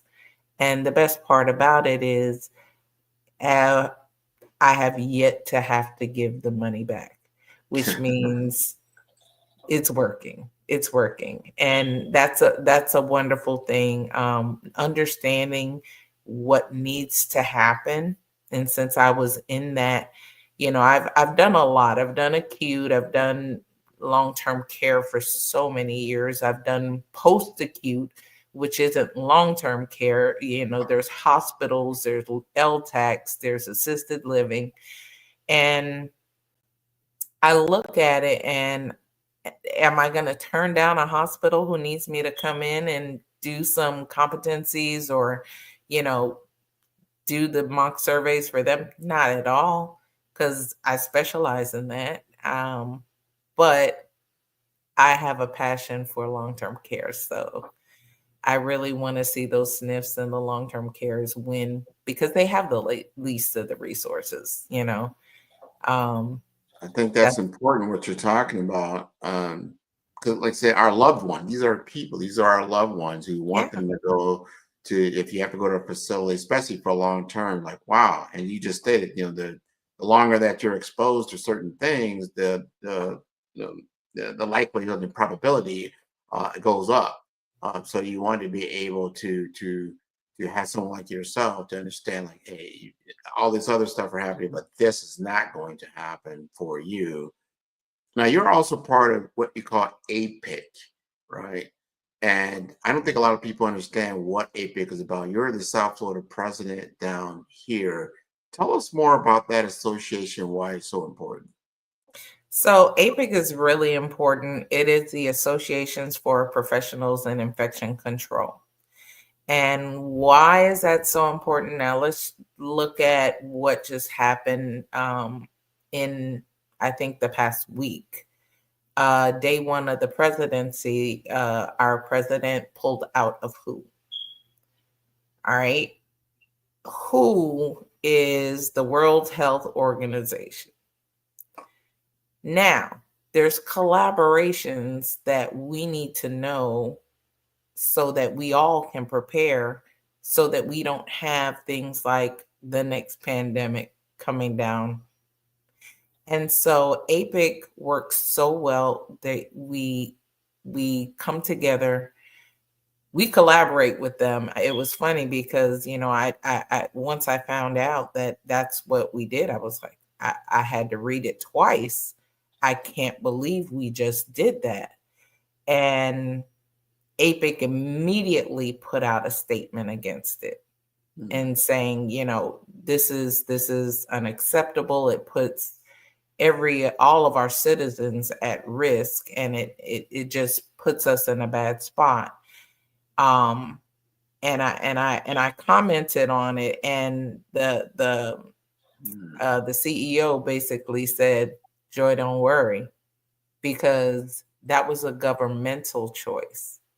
APIC will still be collaborating with them.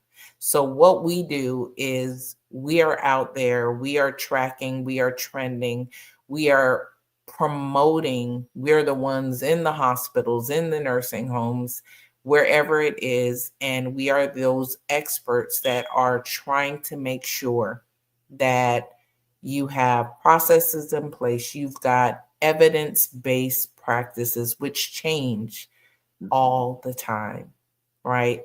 The more data you get, the more information you get, the more studies are done, and they continually do the studies. So as the president of the Miami-Dade chapter, it's my goal to move forward. We just had our annual conference. It was amazing. We had the best of the best there speaking, and you could see the light bulbs go off in the heads of all of these people. And these are the people that you've got the biggest hospitals in South Florida that were present, and the goal is for them to take back all of the education. And in the long-term care too, we had long-term care folks there as well, but for them to take back all of what they're learning and then put that into practice and do pilots in their facilities, seeing what's going to work best for them, engage their staff. Remember, you were talking about it yesterday, is that buy-in. You've gotta determine what's going to work best in your facility. But if it's you only as the leader doing that, and you're just pushing out an initiative, and you haven't yet heard from your frontline staff on what they think are the pain points, how they think things could be adjusted, and then you look at it as a whole and start to implement those things, that's how you get the buy-in. So, we're here to engage all of the infection prevention, and not just the infection preventionists. In our APIC chapter, I know for a fact that even at the conference, we didn't just have the infection preventionists, we had the director of nurses, we had the chief medical officers. Why? It's great for the infection preventionists to be able to know these things, but they need buy-in from their C-suite folk as well. They need the support. And so having half a person, and that's literally what the regulation says, you need to have 20 hours dedicated, a part-time person. The facility could be 26 beds. The facility could be 300 plus. And that's all they're giving them. So that person is also the DON, or they're also the ADON, or they're also the staff development coordinator. And they're putting out fires all day long with their regular job. So what gets pushed to the side? Infection prevention and control. Until it can't get pushed to the side, because now it's the fire because you've got an outbreak. Right. Not what you want. Right. So advocating, and in APIC, we are huge on advocating, making sure that that's one of the reasons, because there was no recommendation for infection prevention in long-term at all. So they gave something, but they're not giving enough. And in hospitals, I mean, if you follow Becker's and in APIC in general, we're pointing out the fact that in hospitals, they are understaffed. There's a staffing calculator APIC put out for how many beds do you have? What do you have going on in your facility? And it tells you how many infection preventionists you should have. And hands down, the hospitals are understaffed. Mm. And these are the hospitals we're going to. These are our local hospitals and national hospitals. These are important stats that you're putting out there. It's so important. And before, we got just a couple of minutes left here. You also do a lot of affiliate work so you're not just doing the surveys, or you're pointing out the deficiencies. You want people to do things, but you work with companies like GermPass to hey, this is something that can be deployed to actually reduce a lot of, get into the automation, because if depending on just the people to do everything, there's other ways to get this kind of support and to make sure that there's infection prevention control happening all the time, not just through the human layers. Talk to us a little bit about your affiliation. So the thing about GermPass is, as an IP, you look, like I said, for me as a consultant, I look for efficiencies, things that are going to help the organization get lower rates of infection, and you target the highest risk areas, right? And GermPass, elevators, my goodness, everyone's got to go in an elevator. And I love to see it because it's so effective. The data that they have shows the effectiveness being such as that anybody who's coming in and out of that elevator instead of having someone who's going to have to wipe consistently, which you can't do. It's not humanly possible. Once someone else touches it, it's now contaminated again, right? And GermPass is one of those opportunities for automation to kick in. So you have the efficiency. It's well worth everything that they're, to return on investment. You've got staff that won't be out sick. You've got people who aren't coming in and infecting people once they get into the rooms of their loved ones, right? And they're transporting people up and down to radiology, to surgery. So you just think about that whole process and how one device can essentially, I can't speak to the exact data, but it almost eradicates pretty much all of the germs within seconds. Nice. And you just, as IP, you just value that. You can't beat that. I 100% agree with that.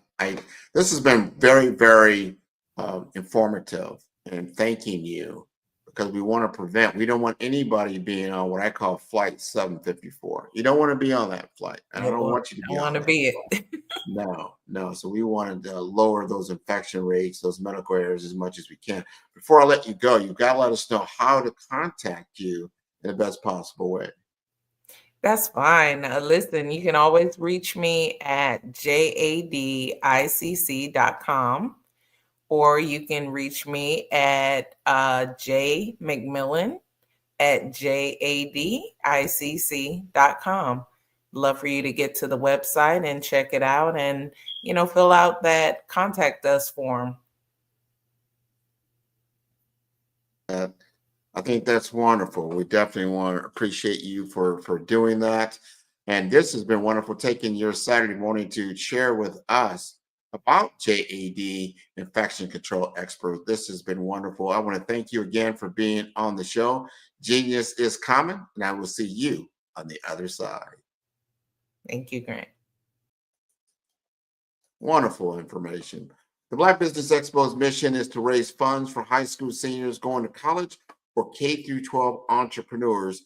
This expo is a fundraiser for students, and you may go to www.blackbusinessexpousa.com to donate to the scholarship fund, or use the Cash App that is on the screen below. That is $BBX USA.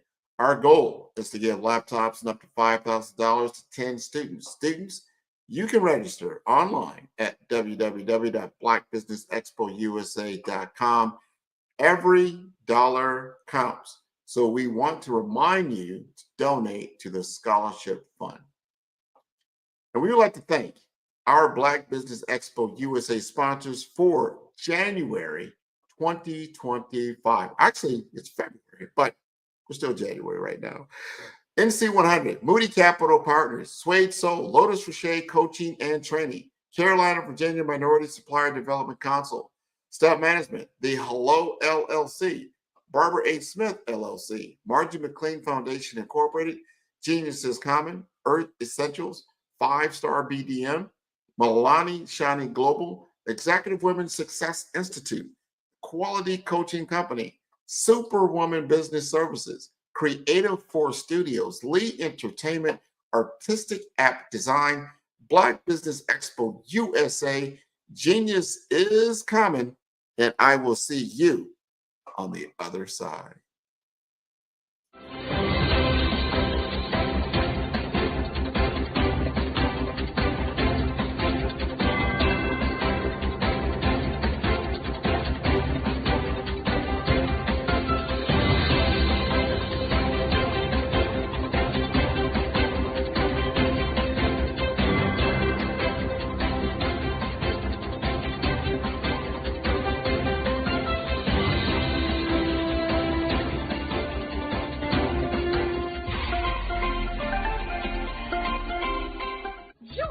Dr. Eric Kelly III and a host of phenomenal speakers from all around the globe for this 7-day virtual event that you don't want to miss.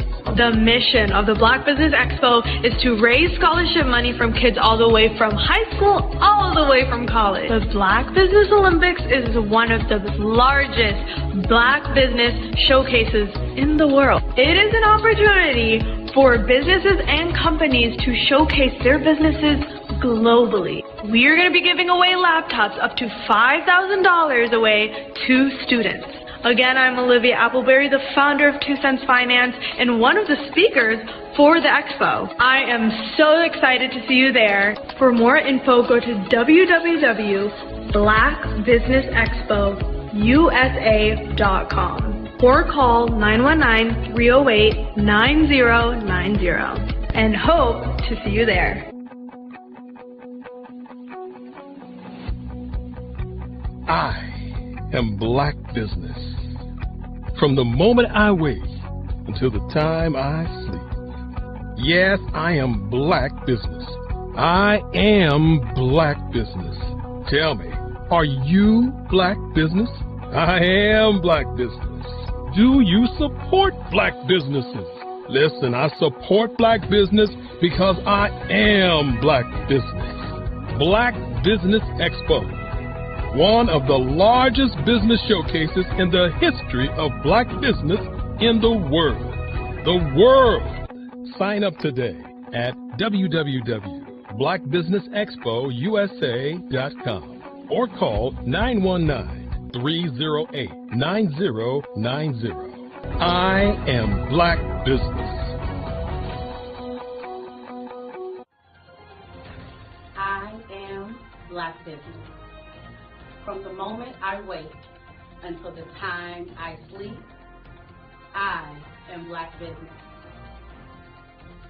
I am Black Business. Are you Black Business? I am Black Business. Do you support Black businesses? I support Black business because I am Black Business. Black Business Expo, one of the largest business showcases in the history of Black America in North Carolina. Join Dr. Eric Kelly III and a host of phenomenal speakers from all around the globe for this 7-day virtual event that you don't want to miss.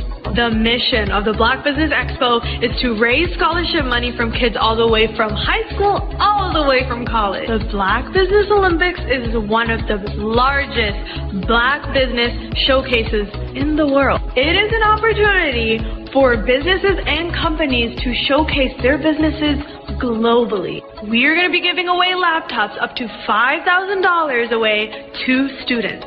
Again, I'm Olivia Appleberry, the founder of 2 Cents Finance and one of the speakers for the expo. I am so excited to see you there. For more info, go to www.blackbusinessexpousa.com or call 919-308-9090 and hope to see you there.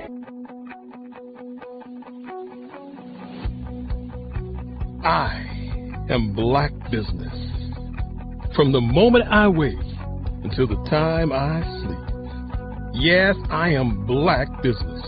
I am Black Business. Tell me, are you Black Business?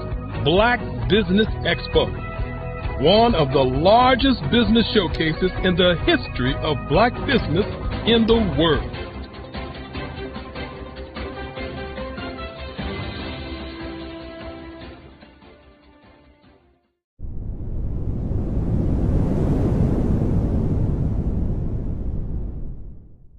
Phenomenal Tanya T. Wise, who is here from the great state of Maryland. Tanya, welcome and thank you for being with us today. Can you indulge our audience a little bit and tell them just a little bit more about who you are and what it is that you do? Well, I love being able to talk to people and have a magnetic attitude, being able to just show them. So I always like to say, level up is Coach at Tanya T. Wise here. So can you tell our audience, just give them a teaser about what your presentation will be about? So my philosophy is that we should all be living our dream life. So tomorrow I'm going to talk about how you start living your dream life. What are some of the things that you thought about in your childhood that you just kind of let go and dormant? Wow. And I want to reignite that and just give you some pointers and some tips, some tools, some strategies to be able to start living your best life now. And guess what, Wanda? And leave an inheritance for your legacy. Oh my goodness. Okay, I know that's resonating with a lot of people. I've heard that you have a dynamic coaching program. Can you tell us a little bit more about that? Absolutely. So our coaching program help people that have the lack of time, that lack strategies, and lack the confidence to go after their dream life. So we help them implement tools, we help them implement strategies, as well as give them resources so that they can live their best life now and leave that inheritance. Wow. Oh, I love that. I love the leave the inheritance part. Listen, you are dropping some major nuggets, and I know a lot of what you're saying is resonating with a lot of people, but I think we're all curious. How did you even make this transition into the speaking and coaching arena? What's the story behind this? So I started out in finance, and I realized that a lot of people don't necessarily go after their dream life because of the lack of finances or the education behind finances. But it wasn't until I lost my firstborn, my only son, that life changed for me. And where I was going after it all, living the corporate life, hit my 6-figure income and living in my dream house with my dream man, driving my dream car. I nearly lost it all when I lost my son. And so I realized it only takes one financial catastrophe that can change your entire life.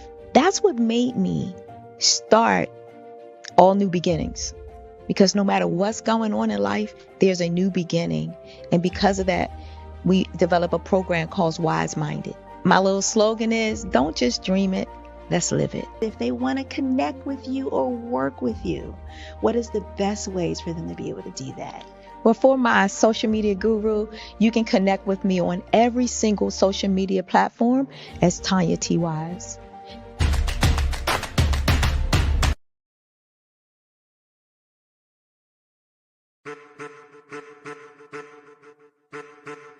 I am a child of the Most High God. He has gifted me in ways that I could not even imagine and didn't know.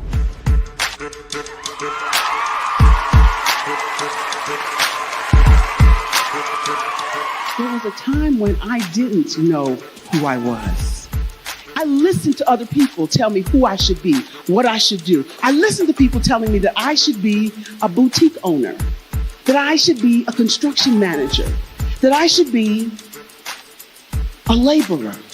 Have you ever felt like you should do something else, be something else, go somewhere else, be wherever you wanted to be, and you felt like you were in a box? Anybody in the room? And you couldn't get out. Anybody in the room? And you kept trying to go and you couldn't get out. Anybody in the room? But let me tell you, you need to rock the box. Rock the box.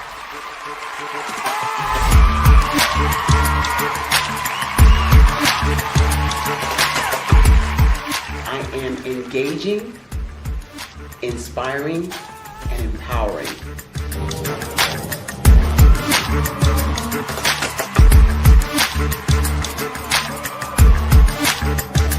I would give you everything I know.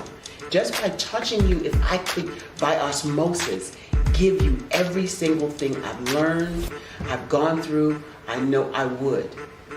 We know that's not possible, but as it is possible, I love to share information with people. Some of you out there, people have told you that you can't be, you can't have, you can't do. But I will tell you, like Kingston said, you can, you must, and you will. If it's to be, it's going to be me. You got to say it. If it's to be, it's going to be. If it's to be, it's going to be. If it's to be, it's going to be.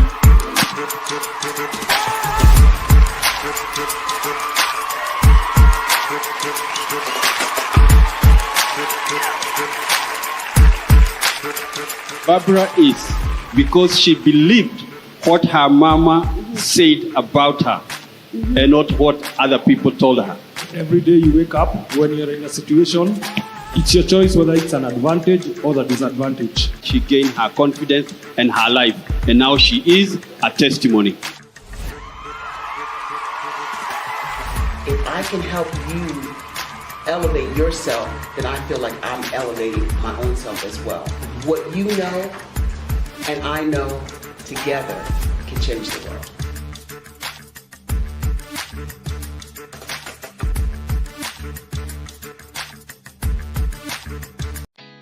Did you know women represent just 3% of Fortune 500 CEOs and less than 15% of corporate executives at top companies worldwide? Have you wondered what the secrets are to getting into the top ranks, whether in the private or public sector? Do you want to figure out how to stop being held back in your career or passed over for promotion? Then you're in the right place. Hi, I'm Dr. Madeline Ann Lewis, President and CEO of the Executive Women's Success Institute. I have decades of experience in the military, the federal government, and corporate America, and my mission is to help women succeed and tap into their full potential. I want to reach 1 million+ women around the world to become the leaders they are meant to be. So if you want to move into a management or executive level position, or maybe you are a female veteran transitioning out of the military into business entrepreneurship, then reach out to the Executive Women's Success Institute at 301-693-3284. Let us get you on the fast track to success. Hello, I'm Dr. Madeline Ann Lewis, President and CEO of the Executive Women's Success Institute. And my genius is helping women accelerate the path to success. You know, I was blessed to have strong women in my life who encouraged, motivated, and pushed me to do my best and to never even think about giving up on my dreams. So I say to women, we must show up to rise up. We have talents and potential, but who will see them if we don't speak up and get noticed? I know that women are a tremendous resource on this planet, and there is nothing more fulfilling than helping a woman tap into her full potential. I do this because I want to be a part of helping as many women as I can to show up, to rise up. I do this because genius is common. Over the past few years, we've seen the growth of existing and new initiatives focused on financial inclusion, building global networks, and reducing the wealth gap in response to the idea there's not enough seats at the table. Whether their outcomes are to increase the representation of Black executives on corporate boards, ensure an inclusive global economy, or to create new U.S. African commercial pathways, the strategies are often carried out by separate programs. The question is, should they be? With the continent of Africa being home to more than half of the world's fastest growing economies, the youngest workforce, over 400 companies generating more than $1 billion annually, 700 generating more than $500 million annually that are poised for growth, and being the destination of nearly $5 billion in venture capital in 2021. Diversifying U.S. and Africa commercial engagement by building bridges between African businesses and their U.S. diaspora should begin being seen as mutually beneficial. From helping to reduce Africa's enormous capital gap to catalyzing two-way trade opportunities, the COVID-19 global pandemic hopefully has taught us that global challenges and opportunities are more interconnected than we thought. During the pandemic, African companies like Unicorn Flutterwave, insurance provider Reliance Health, ride-hailing app Yasir, and 54Gene, the continent's first bank of DNA on people of African descent, proved that when African companies have access to networks, capital, and information, they grow big, grow fast, and create solutions that are valuable to the world. This is why Be Direct was created. We are the first U.S.-based but African-centric board preparedness and board search company designed to connect U.S. Black talent and corporations to African businesses. Unique and fundamental to Be Direct's success is our process of helping board candidates adapt their experience and networks to an African context before they're connected to high-growth companies that are looking to locally and globally scale. From our focus groups with African business execs and government leaders, we don't ignore the sentiment that business is easy, but people are hard. Having a pool of board candidates with hard-to-access networks and extensive experience across the business life cycle, including successfully raising capital, is table stakes for an initiative like this. So yes, we have that. But corporate or entrepreneurial success in the U.S. does not guarantee success in Africa. Developed alongside industry partners on the continent, our training program, Be Direct Prep, is designed to transpose their experience to create cultural comfort, understanding, and a commitment to helping businesses in Africa scale. Our board governance sessions are African continental and country specific, integrated with cultural awareness and dexterity training, masterclasses led by African industry execs, and mentoring and coaching from African continental-based facilitators. But even more unique to Be Direct Prep, we cap off our training program with an immersion trip to help candidates that have not been to Africa before see and feel Africa's complexity and opportunity from African soil. We all know traditional network-based board placement has historically left a lot of us out of ever really being in the paid board pipeline.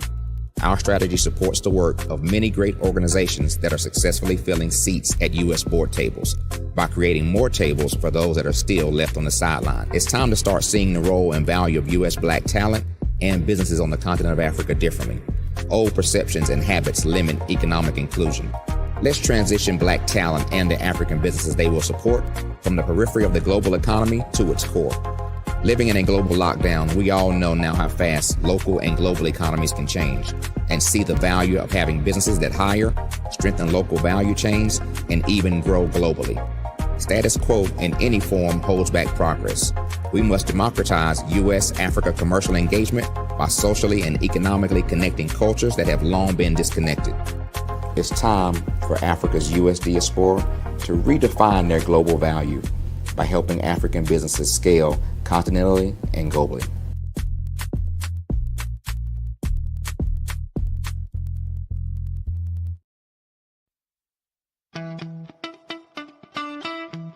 How many times have you been asked to help someone you didn't even know? A student, a business entrepreneur?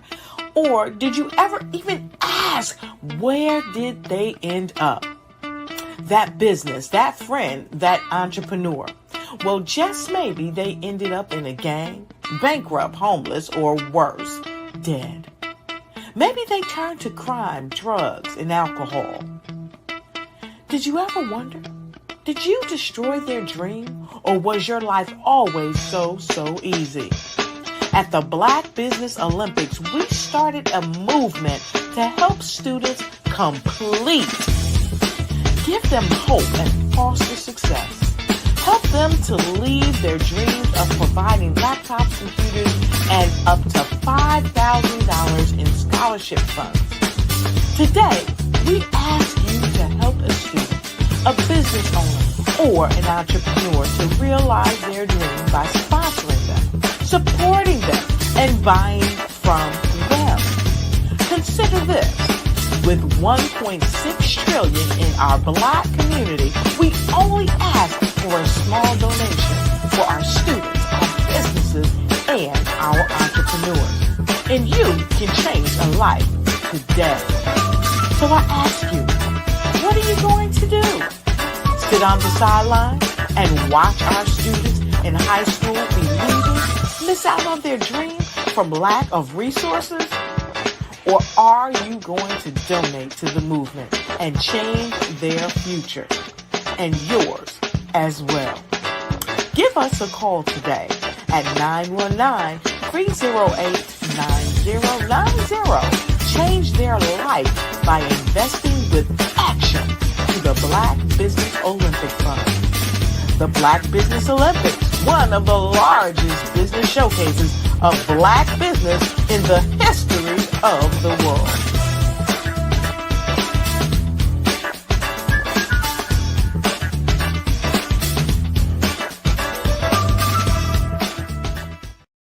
You are a Black-owned business and you're looking for new ways to expand your reach.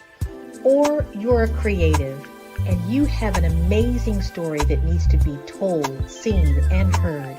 Well, at Fave Unite TV, we're streaming the diverse and authentic narratives of Black American culture. At Fave Unite TV, you have access to product placement, feedback loops, promotional spotlights, and other ways to showcase your brand. And we have fans all around the world that can't wait to see what you're up to. So come to Fave Unite TV because we are showcasing the culture 24/7 with Black stories and Black storytellers. Subscribe to FaveUniteTV.com today. And for more information, email us at info@FaveUniteTV.com or call our hotline at 816-819-9939.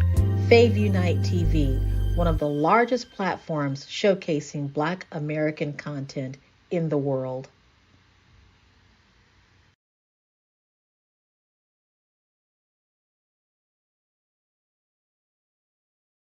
CTR Media Network is now accepting new podcasters to join our growing network that's reaching 350 million global listeners. Have you heard?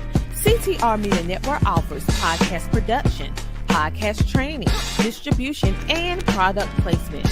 Book us for your next event or schedule an interview with CTR Media Network podcasters today. To learn more, go to ctrmedianetwork.com.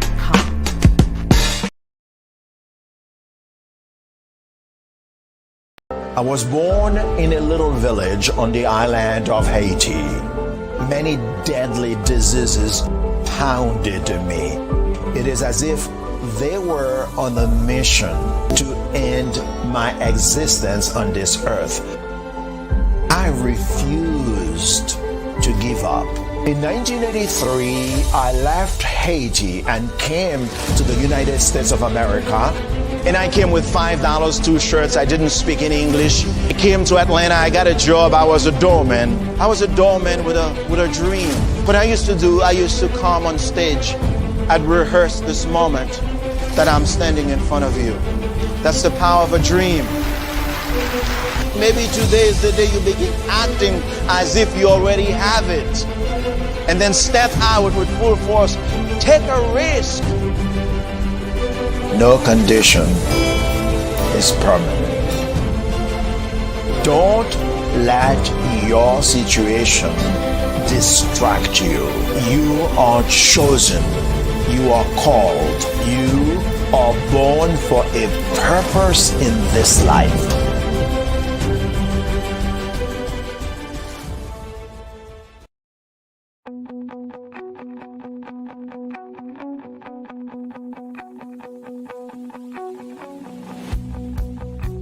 I am Black Business. From the moment I wake until the time I sleep. Yes, I am Black Business. I am Black Business. Tell me, are you Black Business?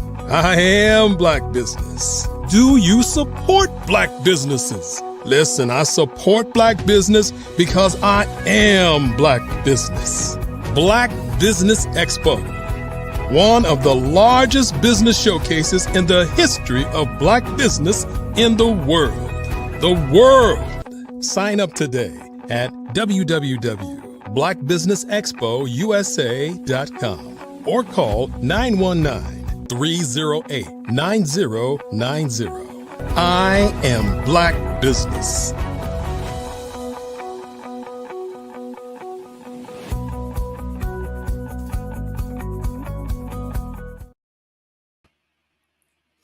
Good day, business owners, entrepreneurs, thought leaders, and corporations. Welcome to Black Business Network. My name is Renee Miller, and I am your business moderator for this session on the Black Business Network. The Black Business Network is a 24-hour business network showcasing Black businesses, Black owners, entrepreneurs, and thought leaders around the world. We have speakers from North Carolina, London, Singapore, Africa, Japan, and cities all over the United States. The Black Business Network is a global community sharing its business knowledge to empower, inspire, and educate businesses about businesses. And today we have Dr. Lisa Herbert.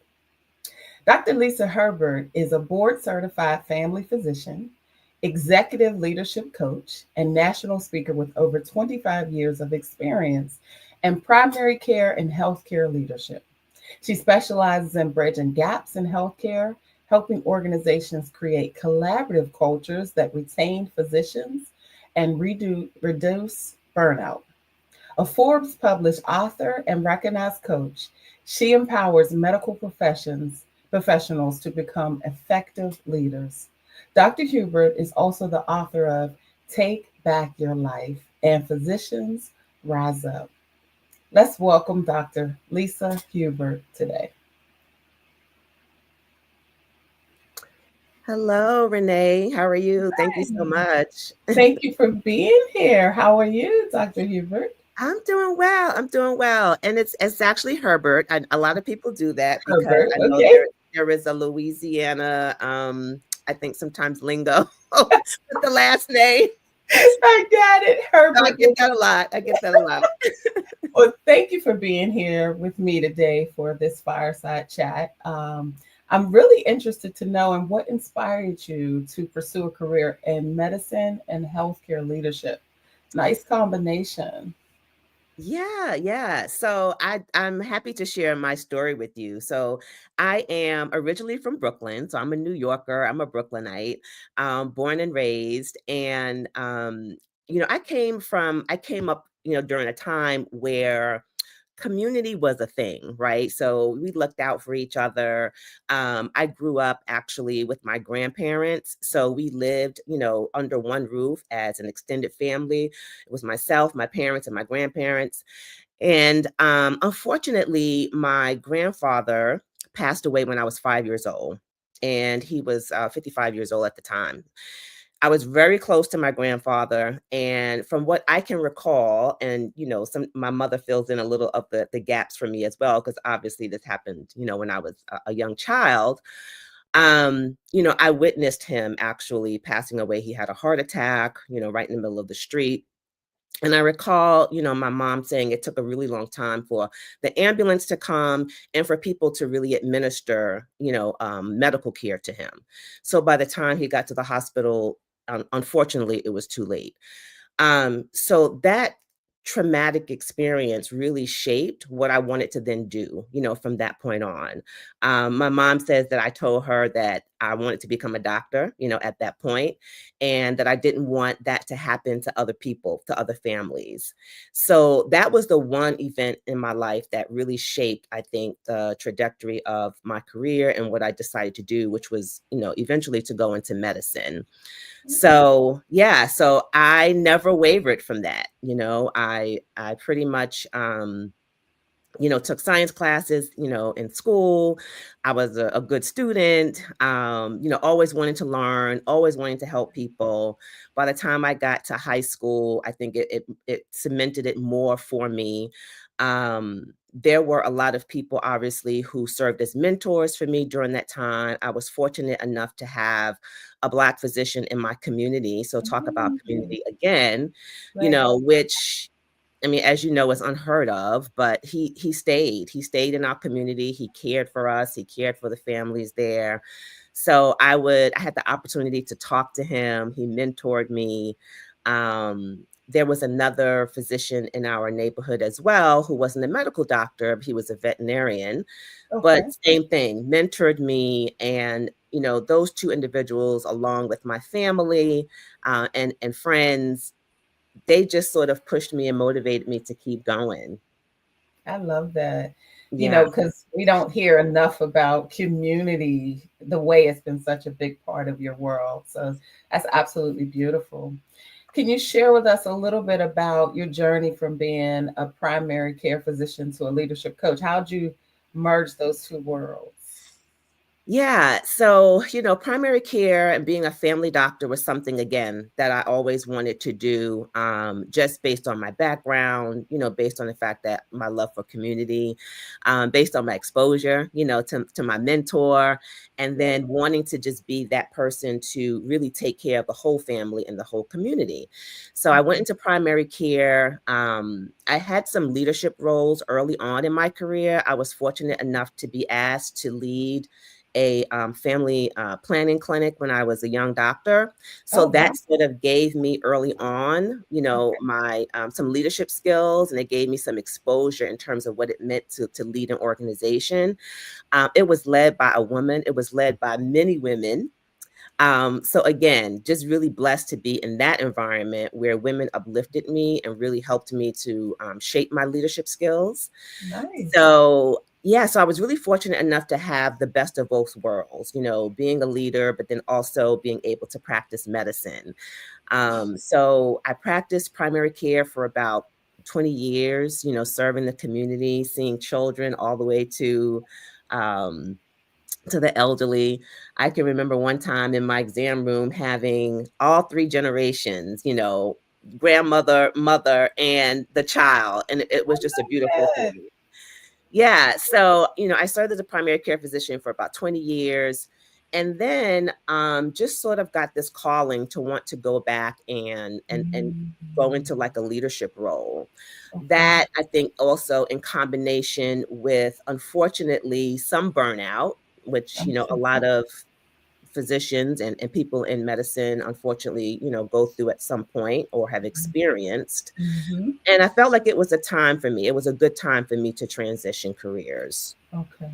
Yeah. So that's how I sort of decided to really go back into leadership, to use all of that experience that I had as a primary care physician and then early on as a leader to Mhm. be able to help shape policies, to help my colleagues, to make sure that communities were being served. And I held, various leadership roles in different areas of medicine. I love that. Now, let me ask you this. Did you have any challenges with transitioning? Like, what were some of the challenges that you had from transitioning from primary care doctor to actual healthcare consultant or leader? Yeah. So definitely, as a physician, we're not trained. Mhm. We're not trained to be leaders. We don't really receive professional development, right? Training or coaching in terms of how to work collaboratively, what it means to be a strategic thinker or a visionary, what it means to influence others, how to resolve conflict. We're used to sort of working in silos, and we're also used to being the person to sort of dictate and tell people what to do as opposed to, taking on a broader view of collaboration. So yeah, so it was a hard transition for me. And because I knew that some of those skills were lacking, I actually had a coach. So this is sort of how I transitioned as well. So a friend of mine had recommended, that I think maybe you might need a coach, to help you to make this transition a little smoother. Okay. Yeah. So I hired a coach who really helped me to develop those skills, who helped me to transition, helped me to see things differently. And it was eye-opening. Nice. And I think through that transition of working with a coach, it really opened up my eyes for then what I could utilize and what I could build as a business and as a brand to help other physicians and other people in the healthcare space who were also making that transition to make sure Right. that they were doing it effectively. Nice. So it sounds like it shaped your coaching approach along with your background and your experience. It shaped your coaching approach. Um, would that be accurate? Yeah, no, absolutely. Absolutely. It did. And I think that, looking back now, um, I'm happy that I did it. And I think that my clients are all the more better because of it, because I bring that experience, from being in the trenches and from being on the front lines, knowing what that looks like, knowing what that is, and being able to then, bring that in addition to the experience and also the learnings that I've had to go through, especially with getting my certification as a coach, to help them, right, to develop in their profession as well. So it Nice. definitely has shaped the way that, I approach my clients. Nice. Now, you mentioned about doctors, physicians are not given certain types of training, whether it's conflict resolution, collaborative, or synergistic thinking. But why do you, in addition to that, why do you think physicians struggle with leadership roles? Like, how do you help them succeed? Yeah, so definitely it's which I mentioned, the lack of training.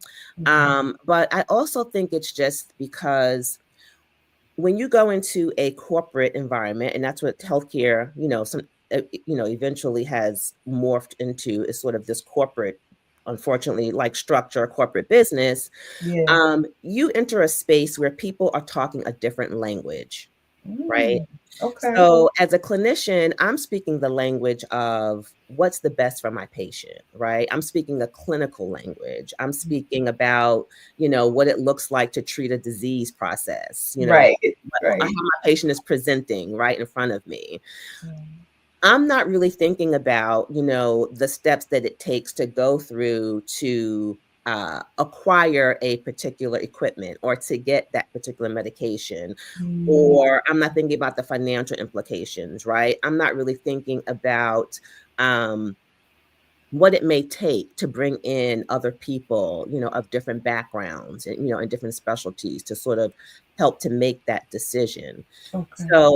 So when your focus is on one thing and then you're working with leaders of other departments or who are non-clinical and their focus is another, that's where the conflict happens, right? Because you're not speaking the same language and you're not understanding each other's perspective. Although you want the same outcome, you're not really collaborating on what it takes to really, bring those two sides together. Got you. Okay, that makes a lot of sense. So how does this challenge with communication between physicians in different departments or even hospital administration impact the healthcare systems overall? Like, what are some of the things that you noticed in your experience because of it?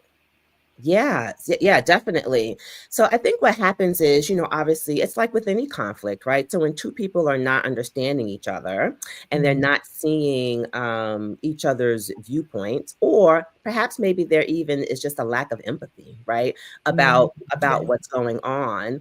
Then it definitely causes, at least on the physician side, so it causes them to start to feel like they're not valued, like they're not respected.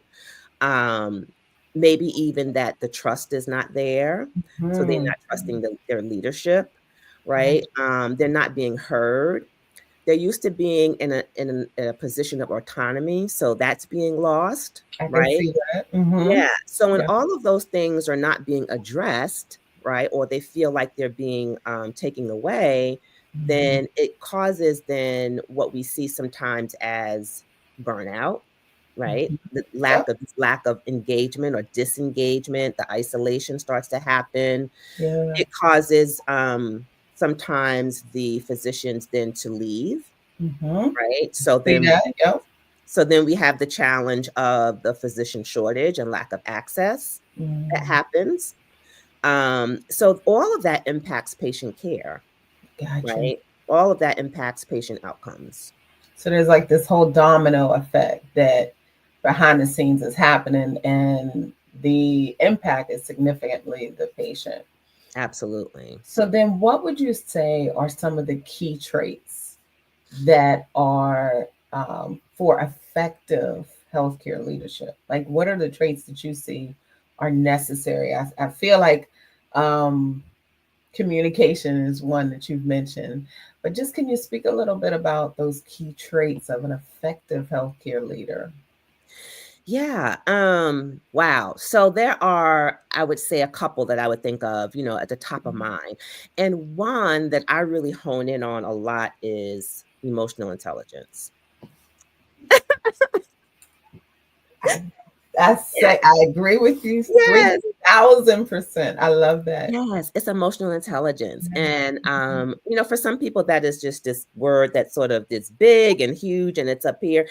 And it really just boils down to how people perceive you, right? How do you manage your own emotions? How do people perceive you? And how do you perceive the emotions of others? And how do you deal with that? So how do you self-regulate, You know, Mhm. what is your self-awareness? Yes. You know, what is your empathy? You know, all of those things. What is your social awareness? Are you aware of the things that are going on around you in other communities, right? In other spaces? And then how do you deal with that? So I think emotional intelligence is a huge one.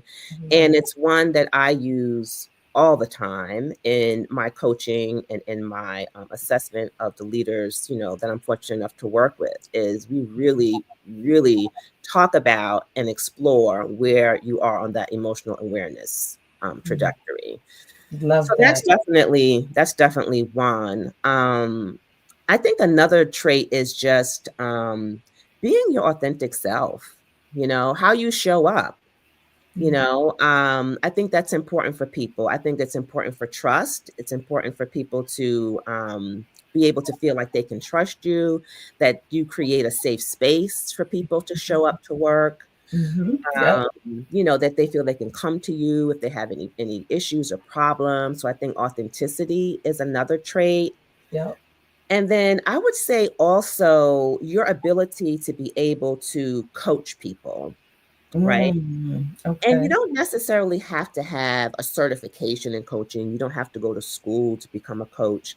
But I do think it's a skill that can be learned. Mhm. And it's one of those things that I also do work with my clients as well. Is like, are you coaching your team members? How are you speaking to them? What type of conversations are you having? And how are you having those conversations? Is it just like you are pointing your finger and telling them what to do? Mhm. Or are you empowering them to be better? I love this. You know, from coach to coach. Oh my goodness. I'm loving this conversation because I think it's really spot on, and I appreciate it tremendously. Okay, so how do you help organizations build culture where physicians want to stay and grow? Because you talked about burnout, but you also talked about that retention piece that is affected. So, how do you, when you go into the organizations, how do you help them build cultures where not only is emotional intelligence being utilized, but people are staying and they're growing? How do you do that? Yeah. So this is definitely has been my, I would say my life's work, but definitely has been my my work that I have been, you know, doing for the past couple of years. Because it is important that we really work on that retention piece, right? Because we know that lack of access is real. There are a lot of communities that don't have primary care doctors, don't have OBGYNs. We call them OBGYN deserts, where they're like Yes. not an OBGYN within miles, which is just crazy to even think Yeah. about.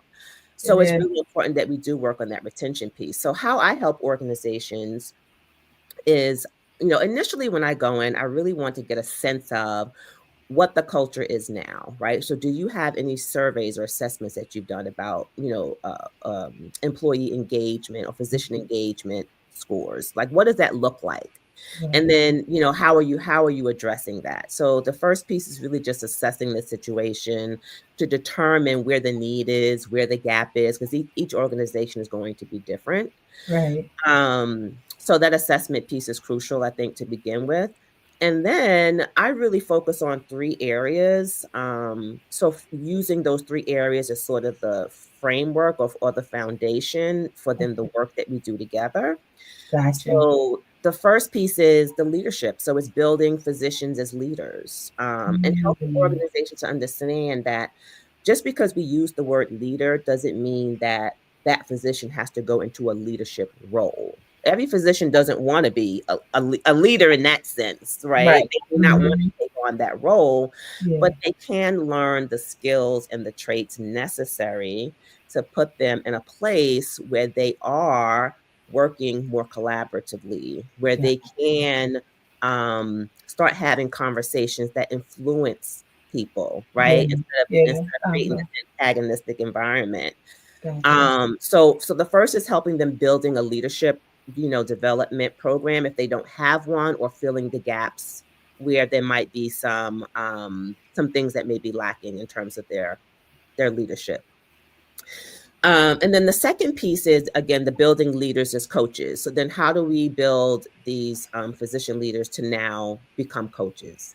Gotcha. Coach their team members, to coach the people that they work with. And then also helping those healthcare leaders who might not be physicians in the non-clinical space, that they have those coaching skills as well, right? To be Love able that. Yeah.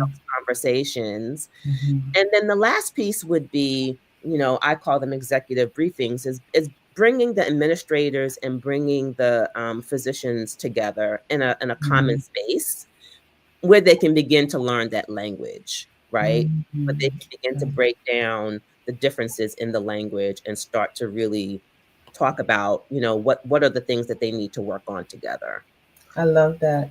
Because way too often, sometimes there's not enough um, communication upon the key stakeholders. Absolutely. And so one group will be supported, but not necessarily the collaborative full environment. So I love that. Yeah. What about some success stories? Like, can you share some that you've had of maybe a physician or organization that you've helped transform? Yeah, so I can think of one female leader that I worked with who was a physician who led a large team of physicians and was really struggling with supporting her physicians because a lot of them were going through burnout, right? Okay. So a lot of the conversations that she was having, turned into a lot of times what are called venting sessions, and there really wasn't a lot being done, right, within those conversations, and there really wasn't a lot of support around in her organization around helping physicians sort of move past or transform from being burnt out to thriving. Okay. And she was having a hard time getting across to the organization that she was working with the importance of doing that work, right? Because when you're talking to administrators, they want to hear the ROI, right? I mean, it's Right. bottom line. Indeed. Indeed. They just want to know what the ROI is. So her success story would be that in coaching her, I think, again, that piece of just developing physicians as leaders, she began to understand and learn that corporate language and that corporate playbook and how things are done within a corporate session rather, for her to be able to get what she needed. So during those conversations, she developed scripts in terms of how she was going to communicate the need that she needed to have a well-being program for her colleagues. She was able to develop a proposal which, mapped out the ROI, for them. And then at the end, she was given the green light to go ahead and develop this wellness program within her organization that was going to help, her colleagues to thrive. I love that. Okay. And so have you followed up on how they've been utilizing the program? So, I need to call her. I haven't followed up with her in a while now. So I will reach out to her, to see how that program is still going on. But I know we did have a follow-up, after our coaching relationship rather had ended. She was doing pretty well, but I need to follow up with her. Well, you know what? This story made me think about, you have a book. And as I mentioned, you're on the Forbes list. And so I'm curious to know, like, when we think about this success story, like, what are some of the key takeaways from your book, Take Back Your Life? Like, where's there a little peek-in of your book from that? So I have two books, and they were written at different, I would say, parts of my career, right? So in the beginning of my career, when I transitioned into coaching, I was doing a lot of work around work-life balance and around, helping physicians, especially women, with burnout. So that first book was just about, finding balance, right, between work and family. And we can probably argue that balance doesn't exist, but we get the picture of what I'm talking about. We get the point. We know enough. We get the point. Right. Yes. So I think from that book, I would say a nugget would be that you are in control of your destiny. Like you get to choose what that looks like for you, right? There's not a set standard, or there's not a set, set of steps that you need to go through to say, oh, I've achieved this work-life balance. You get to choose what that looks like whatever that balance is that you develop, that gives you the joy and gives you the sense that you're thriving both personally and professionally, then that's sort of what and that's personal to you and unique to you. Yeah. So I think that was the whole gist of the book, where I do give tips around what you can do. At the end of the day, you develop that and you map that out in terms of what that will look like. I love that. Okay. So what are some mindset shifts? Like I would imagine that going from you get to own your direction, your destiny is a mindset shift. So what would you say are necessary mindset shifts for physicians to be able to take control of their careers and their leadership potential? Wow, that's a good question. So I think definitely one mindset shift is to always assume the positive, right? Because we can really just always have this negative attitude, or just think that the shoe's always going to drop. And that doesn't really open up our mind to the potential of what could be, right? So definitely I think that is one mindset shift, is to always assume the positive, like always just have positive intent, right? Assume positive intent rather. Because in conflict situations, a lot of times I hear this, we start to develop our own assumptions about what other people are thinking, doing, and a lot of times that's not even it, right? So very true. Yeah. So I think the first would be assuming positive intent. I think another mindset shift would be that it's okay to take time for yourself and to be selfish about that.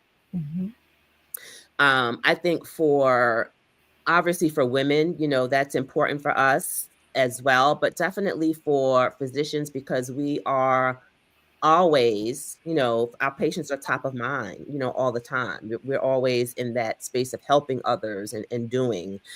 And oftentimes we get to take care of ourselves. And that in and of itself can lead to burnout as well. So, so that's another, I think, mindset shift as well, is to not feel guilty about taking time for yourself and knowing that that's okay. I love that.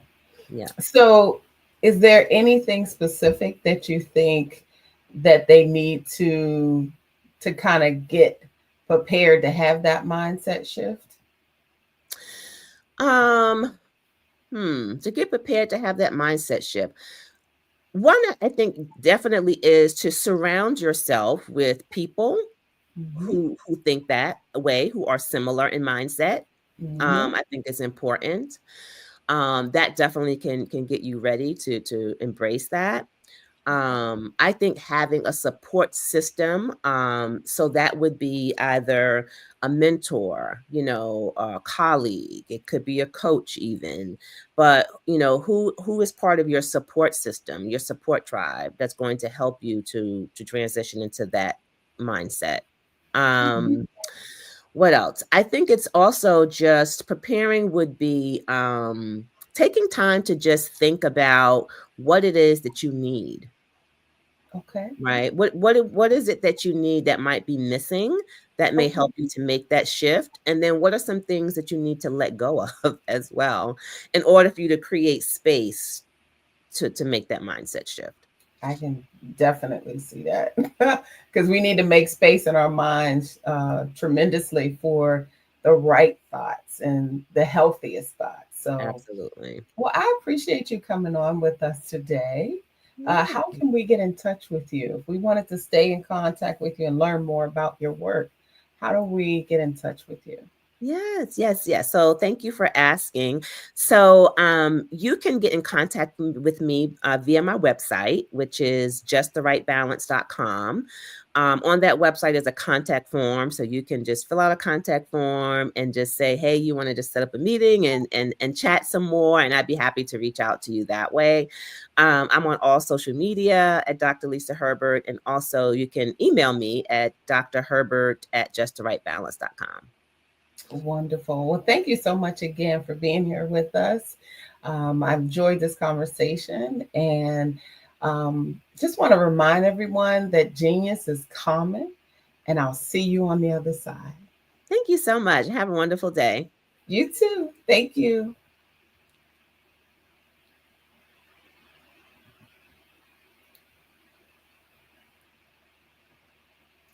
So I want to make sure that also we share some of our scholarship opportunities. So the Black Business Expo's mission is to raise funds for high school seniors going to college or K-12 entrepreneurs. This expo is a fundraiser for students who may go to www.blackbusinessexpousa.com. That is blackbusinessexpousa.com to donate to the scholarship or to use the Cash App that's on the screen below. And it's $BBX USA, $BBX USA. Our goal is to give laptops and up to $5,000 to 10 students. Students can register online at www.blackbusinessexpousa.com. Every dollar counts. So we want to remind you to donate to the scholarship fund. And we want to thank all of our sponsors. We have NC 100, Suede Soul, Carolina, Virginia Minority Supplier Development Council, Step Management, Margie Meline Foundation and Inc., Genius is Common, Executive Woman Success Institute, the Quality Coaching Company, Superwoman Business Services, Creative Force Studios, Lee Entertainment, Black Business Olympics, Artistic App Design, Banks Law Firm, Black Business Expo USA. Genius is common, and I will see you on the other side. I was born in a little village on the island of Haiti. Many deadly diseases pounded me. It is as if they were on a mission to end my existence on this earth. I refused to give up. In 1983, I left Haiti and came to the United States of America. And I came with $5, 2 shirts. I didn't speak in English. I came to Atlanta. I got a job. I was a doorman. I was a doorman with a dream. What I used to come on stage. I'd rehearse this moment that I'm standing in front of you. That's the power of a dream. Maybe today is the day you begin acting as if you already have it. And then step out with full force. Take a risk. No condition is permanent. Don't let your situation distract you. You are chosen. You are called. You are born for a purpose in this life. You are a Black-owned business and you're looking for new ways to expand your reach. Or you're a creative and you have an amazing story that needs to be told, seen, and heard. Well, at Fayview Night TV, we're streaming the diverse and authentic narratives of Black American culture. At Fayview Night TV, you have access to product placement, feedback loops, promotional spotlights, and other ways to showcase your brand. And we have fans all around the world that can't wait to see what you're up to. So come to Fayview Night TV because we are showcasing the culture 24/7 with Black stories and Black storytellers. Subscribe to FayviewNightTV.com today And for more information, email us at info@faveunitetv.com or call our hotline at 816-819-9939. Fave Unite TV, one of the largest platforms showcasing Black American content in the world.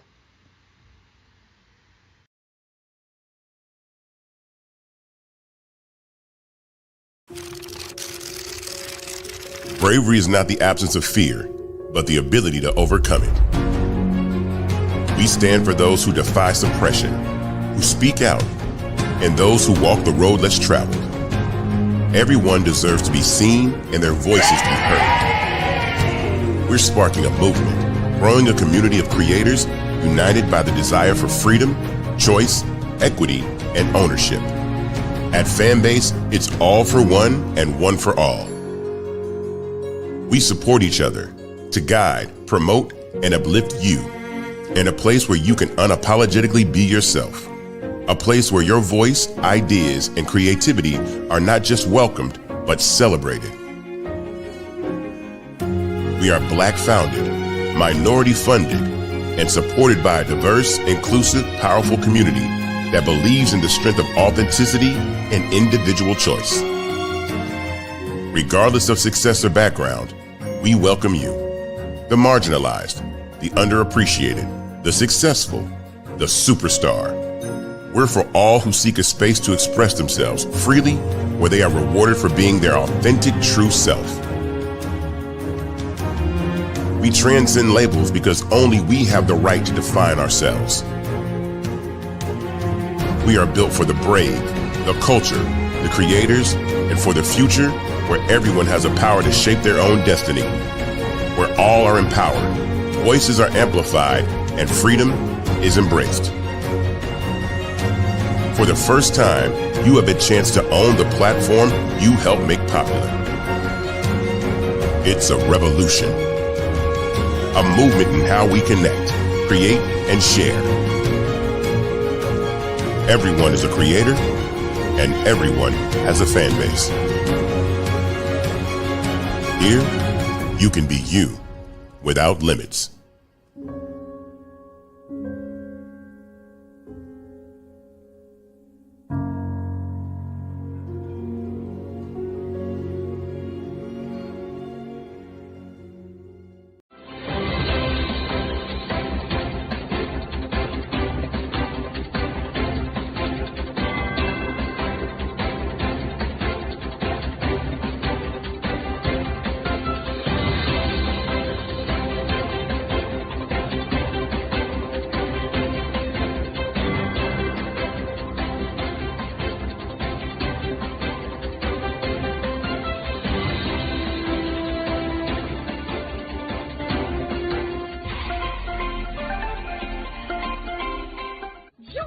Dr. Eric Kelly III and a host of phenomenal speakers from all around the globe for this 7-day virtual event that you don't want to miss. The mission of the Black Business Expo is to raise scholarship money from kids all the way from high school, all the way from college. The Black Business Olympics is one of the largest Black business showcases in the world. It is an opportunity for businesses and companies to showcase their businesses globally. We are going to be giving away laptops up to $5,000 away to students.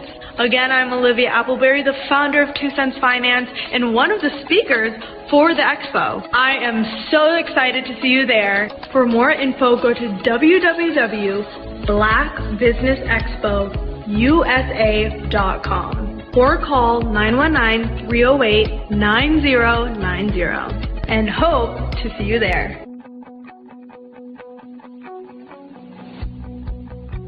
I am Black Business. From the moment I wake until the time I sleep. Yes, I am Black Business. I am Black Business. Tell me, are you Black Business? I am Black Business. Do you support Black businesses? Listen, I support Black business because I am Black Business. Black Business Expo one of the largest business showcases in the history of black business in the world. The world! Sign up today at www.blackbusinessexpousa.com or call 919-308-9090. I am Black Business. I am Black Business. From the moment I wake until the time I sleep, I am Black Business. I am Black Business. Are you Black Business? I am Black Business. Do you support Black businesses? I support Black business because I am Black business. Black Business Expo, one of the largest business showcases in the history of Black America in North Carolina. Join Dr. Eric Kelly III and a host of phenomenal speakers from all around the globe for this 7-day virtual event that you don't want to miss. The mission of the Black Business Expo is to raise scholarship money from kids all the way from high school, all the way from college. The Black Business Olympics is one of the largest black business showcases in the world. It is an opportunity for businesses and companies to showcase their businesses globally. We are going to be giving away laptops up to $5,000 away to students. Again, I'm Olivia Appleberry, the founder of 2 Cents Finance and one of the speakers for the expo. I am so excited to see you there. For more info, go to www.blackbusinessexpousa.com or call 919-308-9090 and hope to see you there.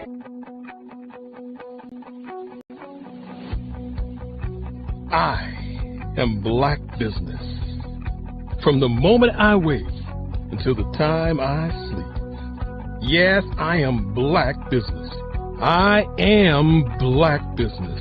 Tell me, are you Black Business? Black Business Expo, one of the largest business showcases in the history of black business in the world.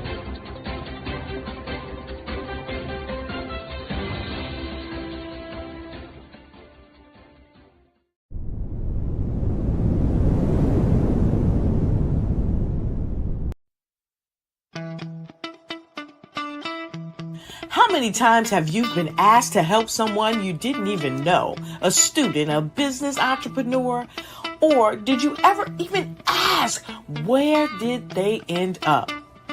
That business, that friend, that entrepreneur. Well, just maybe they ended up in a gang, bankrupt, homeless, or worse, dead. Maybe they turned to crime, drugs, and alcohol. Did you ever wonder? Did you destroy their dream, or was your life always so easy? At the Black Business Olympics, we started a movement to help students complete.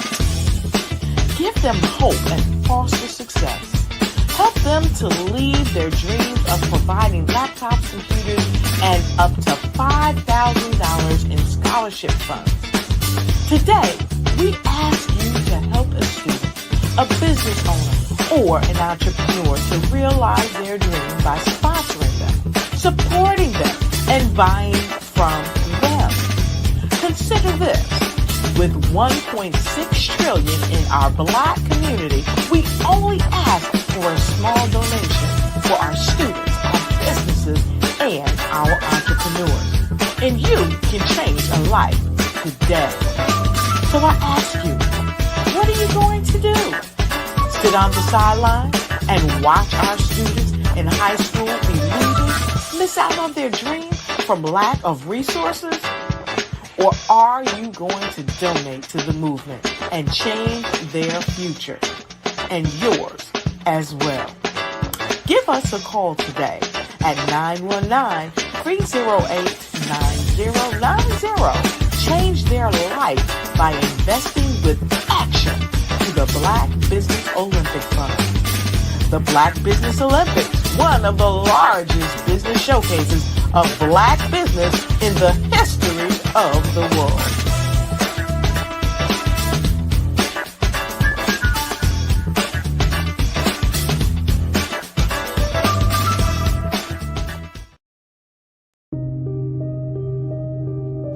The Black Business Expo is changing my life. This year, they are giving away laptops and even $5,000 in cash to students just like me.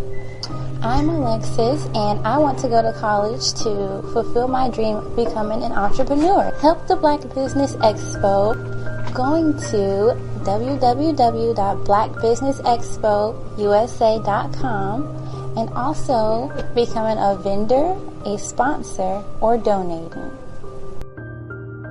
Hello, I am Dr. Eric Kelly III, the visionary strategist and founder of the Black Business Olympics. I invite you to showcase your Black-owned businesses on the Black Business Network global stage. The Black Business Olympics is a global Black Business Network platform that propels Black-owned businesses into the international spotlight. By showcasing your business on the Black Business Olympics platform, you can reach a worldwide audience of potential customers, partners, and investors. You can also establish yourself as a thought leader, an expert in your field, attract lucrative partnerships, and more speaking engagements. In addition, the Black Business Olympics platform provides a valuable opportunity to connect and collaborate with like-minded entrepreneurs and business professionals from around the world. This can lead to new business opportunities, ideas, and relationships. Finally, by sharing your story and expertise on the Black Business Olympics platform, you can inspire and empower others. This is a powerful way to make a positive impact on the world and leave a lasting legacy. If you are a Black-owned business owner, I encourage you to seize the opportunity to showcase your business on the Black Business Olympics platform. It is a once-in-a-lifetime opportunity to make an indelible mark on the world. Be one of the 1,000 visionary entrepreneurs who are changing students' lives, shaping industries, and leaving an unforgettable legacy for their families. Unleash your voice on our global stage and watch your business thrive. Black Business Olympics is one of the largest Black business showcases in the history of Black business in the world. Yes, the entire world. Just give me a call today at 919-308-9090.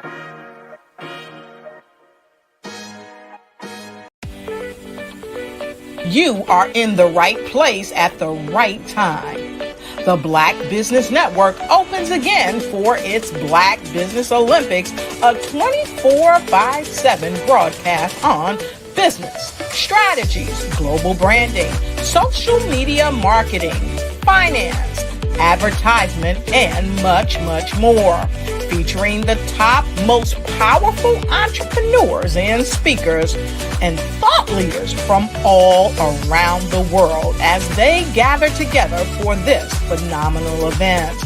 Join the Black Business Network streaming live into the metaverse, STEM City, USA, Black Multiverse, Pod TV, Roku, Hulu, iHeartRadio, Apple TV, YouTube, TikTok, Instagram, Google Podcasts, Facebook, LinkedIn, IBM TV, Spotify, and Twitch.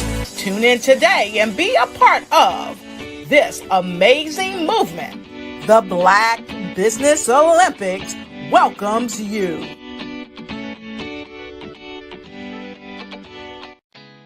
Did you know women represent just 3% of Fortune 500 CEOs and less than 15% of corporate executives at top companies worldwide? Have you wondered what the secrets are to getting into the top ranks, whether in the private or public sector? Do you want to figure out how to stop being held back in your career or passed over for promotion? Then you're in the right place. Hi, I'm Dr. Madeline Ann Lewis, President and CEO of the Executive Women's Success Institute. I have decades of experience in the military, the federal government, and corporate America, and my mission is to help women succeed and tap into their full potential. I want to reach 1 million+ women around the world to become the leaders they are meant to be. So if you want to move into a management or executive level position, or maybe you are a female veteran transitioning out of the military into business entrepreneurship, then reach out to the Executive Women's Success Institute at 301-693-3284. Let us get you on the fast track to success. Sometimes you got to hear the news from the Black perspective, and more specifically, Black publishers. And that's exactly why you have to download the Hey Tie app, the largest mobile app delivering breaking news, videos, and podcasts from 200 of your favorite Black publishers. Yes, 200 Black publishers delivering news as it happens, literally all in one app. Go to HAYTI.com or download the app in the Google Play Store or Apple App Store. It's completely free, along with information that you can trust, so go check them out.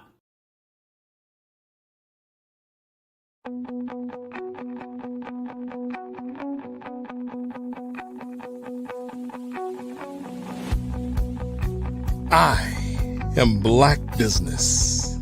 From the moment I wake until the time I sleep.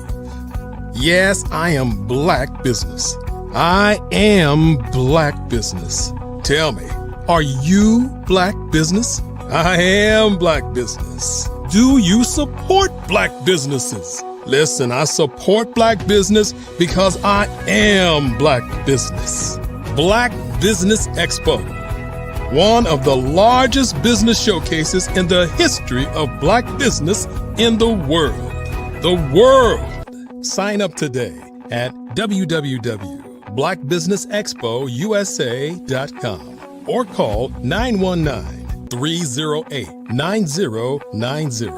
I am Black business.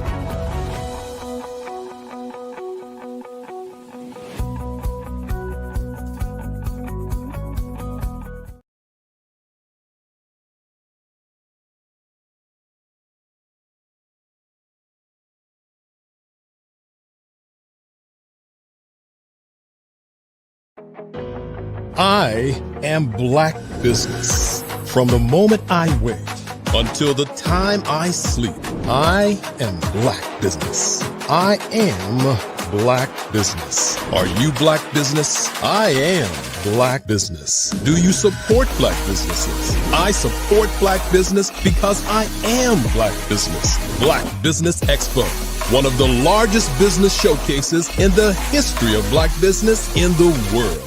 Sign up today at www.blackbusinessexpousa.com or call 919-308-9090. I am Black business.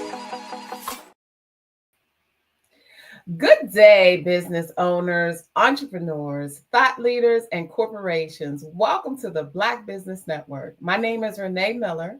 I am your business moderator for this session on the Black Business Network. The Black Business Network is a 24-hour network showcasing Black businesses, Black business owners, entrepreneurs, and thought leaders worldwide. We have speakers from North Carolina, London, Singapore, Africa, Japan, and cities all over the United States. The Black Business Network is a global community sharing its business knowledge to empower, inspire, and educate businesses about business. Today, we have Bukika Blakemore. Bukika Blakemore co-founded Flavor Unit TV, a streaming platform dedicated to amplifying African-American stories and storytelling. Ms. Blakemore has decades of entertainment experience as a singer, songwriter, musician, and actor. As a professional speaker, she has inspired thousands on leadership, diversity, and self-worth. Bukika also serves as Deputy Executive Director of Creative City, Kansas City, Inc. UNICEF, which is a UNICEF not-for-profit serving the city of Kansas City, Missouri, as the first and only UNICEF creative city of music in the United States. I present to you Hukika Lakemore. Oh, thank you so much, Renee, for that beautiful introduction. I appreciate it so much. You're welcome. All right. So we're And looking forward to your presentation. thank you, thank you, thank you. I'm looking forward to it as well because I have a very special guest today in honor of the first day of African American History Month. I'm going to be speaking with my father today. Oh, I love that. Beautiful, Yes. beautiful. Well, I will let you take it away. Thank you so much, Renee. Have a beautiful day and thank you again. You're most welcome. Thank you. All right.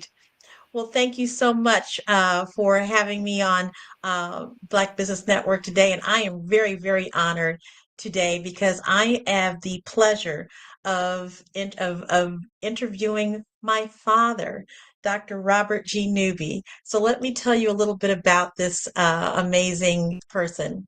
Robert G. Newby is an American social studies educator. He is a recipient of Lifetime Achievement Award, the American Sociological Association in 2003. He received the President's Diversity Award from Central Michigan University in 2005, the Distinguished Teaching Award in 2006. He is also Professor Emeritus of Central Michigan University's Department of Sociology, Anthropology, and Social Work. His area of expertise is race relations, especially the role of the race concept and the social meaning of race in the development of sociological theory. Now, that's what it says in textbook, but I can tell you a lot more when it comes to my dad. And I can tell you that he was also the director of the civil rights offices for the Civil Rights Commission in Battle Creek, Michigan, and Detroit, Michigan, and has taught in Pontiac public schools where I went to school. And so I would just like to bring up my dad, Dr. Robert Newby. See, Dad, and he'll be with us in just a moment. What I can tell you about my dad is that he is an incredible person. And today or this year, he'll be celebrating his 90th birthday. He is an exceptional educator, an exceptional human being, and has done so much for diversity. And so, in this day and age when so much is trying to be stripped away of the African American experience, he has definitely been a leader in the civil rights movement and and essentially helping students, helping individuals realize the impact of race and racism and how that has impacted our society. So I'm sure he's going to be coming up here in just a second. But that's truly what has inspired me in not only as an entertainer, but also as the director of deputy director in Kansas City for Creative City of Music, and as well as being the co-founder for Fave Unite TV, which is a platform that is for Black stories and Black storytelling. And as we see so much emphasis on trying to strip away the opportunity to have those stories told, he has definitely been an inspiration to me for making sure that we can have those stories told. We know that of recent days, there has been a real strong push to make sure that there is an attempt to discredit or to diminish the role of African Americans in this country, but it's not going to happen. You cannot escape the fact that African Americans have played a huge and significant role in the shaping of the United States. And as we look throughout the African diaspora, how this culture has impacted our entire world, and there is absolutely um, no excuse for trying to discredit and diminish that role. In fact, it is so important that we learn from the immense talent that comes from the African American community and how that talent has shaped our world, has shaped our country, has shaped our neighborhoods, has shaped our architecture, has shaped medicine, all of the industries that we celebrate here on Black Business Network. There is a reason for that because of the fact that of our experience, we've had to go deeper. We've had to learn more. We've had to have a broader awareness of life in general in order to survive. And that's why Black Business Network is so important. And that's why I'm really excited to be bringing my father up here soon. Um, One of the things that you'll find on Fave Unite TV is an array of Black stories and Black storytellers in all different types of life experiences, from film to lifestyle to health. To education and inspiration, to travel, all of those things are really, really key in seeing how these life experiences are um, are viewed or experienced through the Black American experience, how we like to travel, what our perception is of what is happening in the world today, no matter what the cultural background is. Having that lens, that African American lens, is very important. And we want people of all walks of life to be able to have that perspective because it is unique and it is important to our society. One of the things that we know in terms of representation is that there is still a great deal of underrepresentation, even in the streaming platform, which is why we have Black Business Network and why we have Fave Unite TV, to make sure that that underrepresented um, a group of people have as many platforms as possible to make sure that those stories are being told, and that that legacy absolutely is available to our children, our grandchildren, our great grandchildren, and beyond. I know that on Fave Unite TV, I've involved my grandchildren, and they love being on Fave Unite TV to talk about what it's like to be a kid, right? Talk about what they're learning in terms of African American history, and how they are an integral part of that. We know that children are now missing out on so much information and when it comes to the African American experience. And so it's very, very important that we stay on the forefront of getting that message out and upfront and into the classrooms and into the storybooks that our children are reading, so that they know that their parents, their grandparents, their great grandparents have a huge and significant role in the shaping of their life. I know that my mother, Joan Newby, was an amazing. She was an amazing vocalist, amazing singer, and political figure in Pontiac, Michigan. And so my grandchildren love hearing about Nani when she was alive and the things that she was able to accomplish as a singer, as a an activist, as a civil rights advocate, and a woman. My father as well. They love talking to Papa and being able to hear about some of his stories, and they want to involve him. And what I love about the fact that in person, when they've been able to be around him in person, that they are able to feel that sense of his legacy, that he is an older gentleman and they want to cater to him, they want to bring him food, they want to make sure that Papa is okay. And so as he has lived his life as a civil rights activist and has this legacy behind him.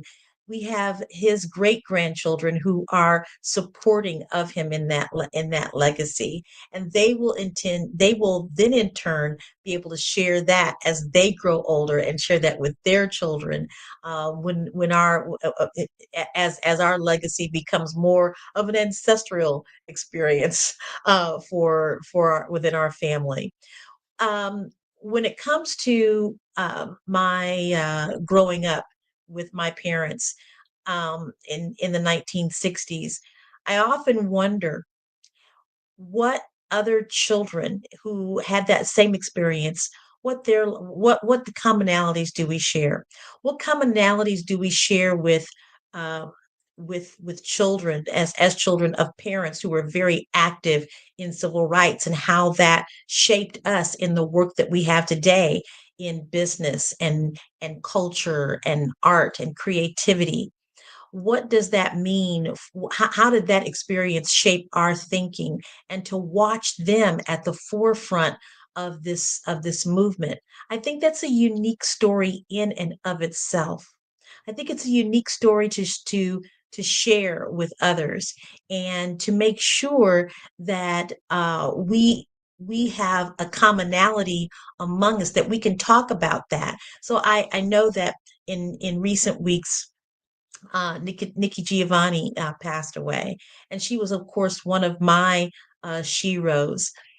Also, one of the women that I looked up to so much was Angela Davis. In fact, I remember going to the wig shop so that I could get a fro as big as I possibly could, so that I could have a look and feel like Angela Davis. And let's see, there he is. Hi, Dad. How are you? Hi, how are you, love? I'm good, Dad. Thank you so much for being on the Black Business Network for the Black Business Olympics. So you got your Lions hat on. I love that. You're sweet. So I was just sharing with the audience that how interesting it is to be a child during the time where you were active in the Civil Rights Commission in Detroit and Battle Creek, and I was just kind of getting to the point of where. I remember going to marches, and Mom used to say, that I could say freedom now before I could really say anything else.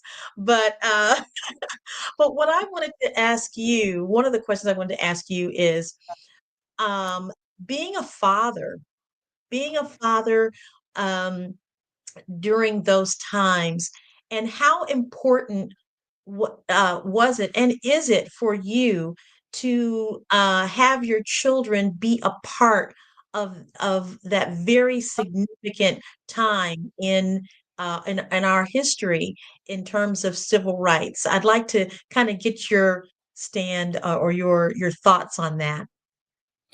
Well, I tell you, it was a critical period in our history. I mean, these challenges, these changes uh, were so critical to our lives. And so that was what we lived, and that's what we wanted to pass on. We involved our children in these struggles. I mean, it was everybody's struggle. And so it was a good period. And part of that well, in the mid 60s, your mother and I joined the shrine. And of course, that took you along with us. And we were in the shrine of the Black Madonna for several years. And it was important, not only that we were in the struggle, but that the struggle was a part of our religious beliefs as well. And so it was good. It was an excellent period.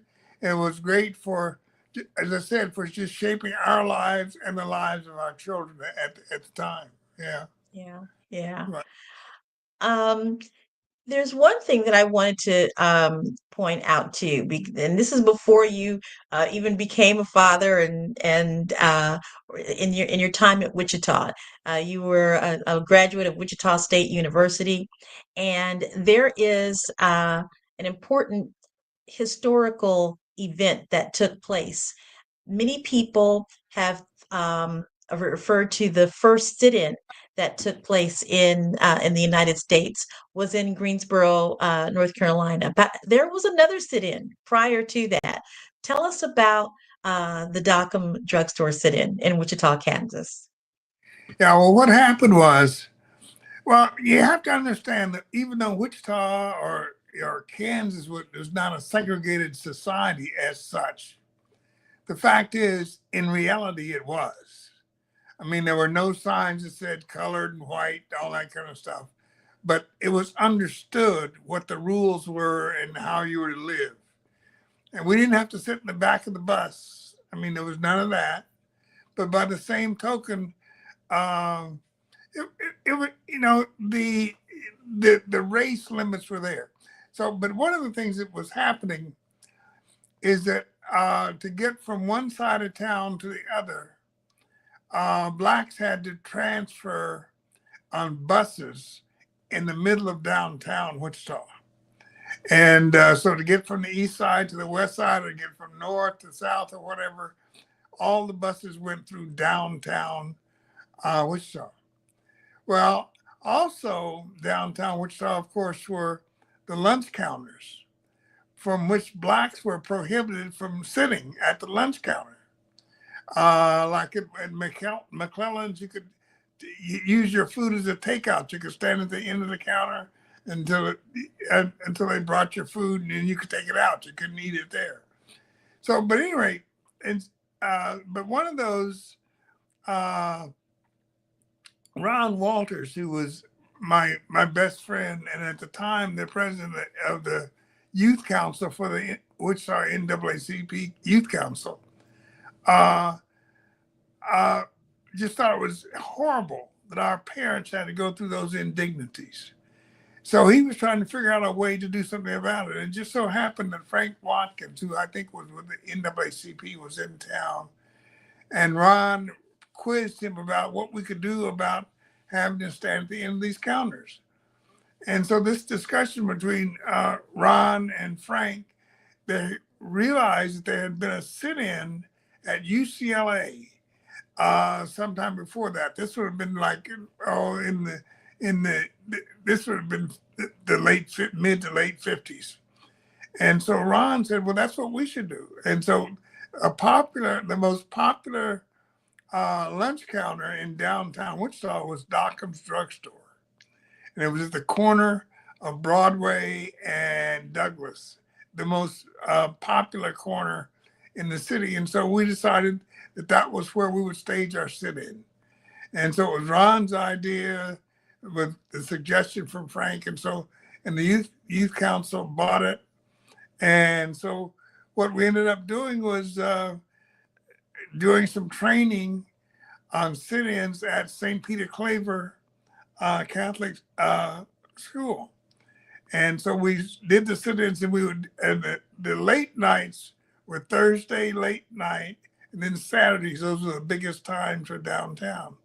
And so what we did was we sat in Dockham's Drugstore, and after about 3 weeks of that, we did that on Thursdays and Saturdays. After about 3 weeks of that, the manager came in and said, serve them, I'm losing too much money. So in a sense, and that was a part of the Rexall drug chain. So not only did that break down the segregation right there at Dockham's Drugstore, at that Rexall, all the Rexalls, I think it was about 13 or 14 around the state, and maybe in Missouri, something like that, where they broke down, and that was it. Now, the interesting thing about that is that sit-in went unrecognized, because what happened was in February 1st of 1960, in Greensboro, at the Woolworth in Greensboro, North Carolina, they staged a sit-in. And that was by 1960. Television was better developed, and so so that got reported a lot. It became, in fact, that was the beginning of SNCC. But at any rate, my point simply is that one of the guys who sat in at the Woolworth in North Carolina had been at a conference where Ron had reported what we had done in Wichita. And so he sort of took that back to North Carolina. And so a year and a half later, I mean, our sit-in was in August of 58, and a year and a half later, in February 1st of 1960, they did the sit-in in North Carolina. One interesting thing about that is that sit-in sort of gone unnoticed. And next thing you know, there's a big report about it in the Washington Post. Well, what happened is that this would have been about 3 or 4 years ago. What happened is that a young woman from Greensboro was transplanting to Wichita. And the tour guide told her about the Dockham drugstore sit-in. She said, oh, no, Greensboro was the first one. Well, she learned that Greensboro was not the first one. And so this would have been, what, I don't know, 3, 4 years ago.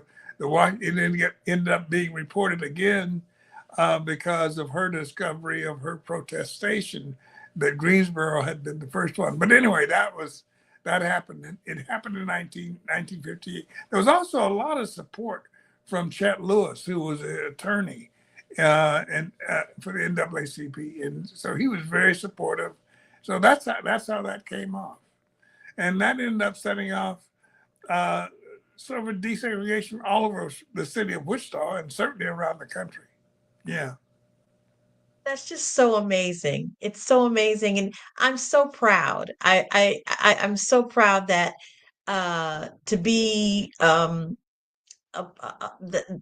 know that you are a part of that history that really changed the dynamic of business in a sense when it came to how businesses began to uh, um, recognize the power of the African American dollar and not only the African American dollar, but also the impact of how social injustice impacts business and how it impacts the economy.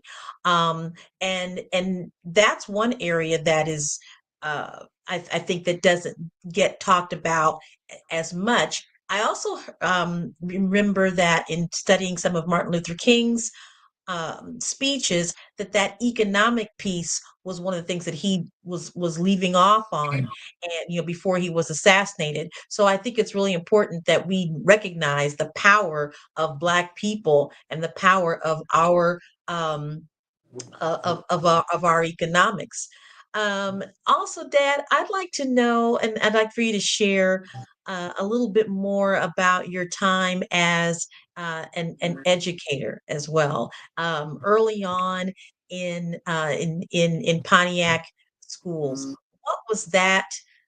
What was that like? Because I know that in one of the writings that you have, you talk about how you were moving from Wichita and trying to find employment and moving up to more northern states. So, would you talk about that?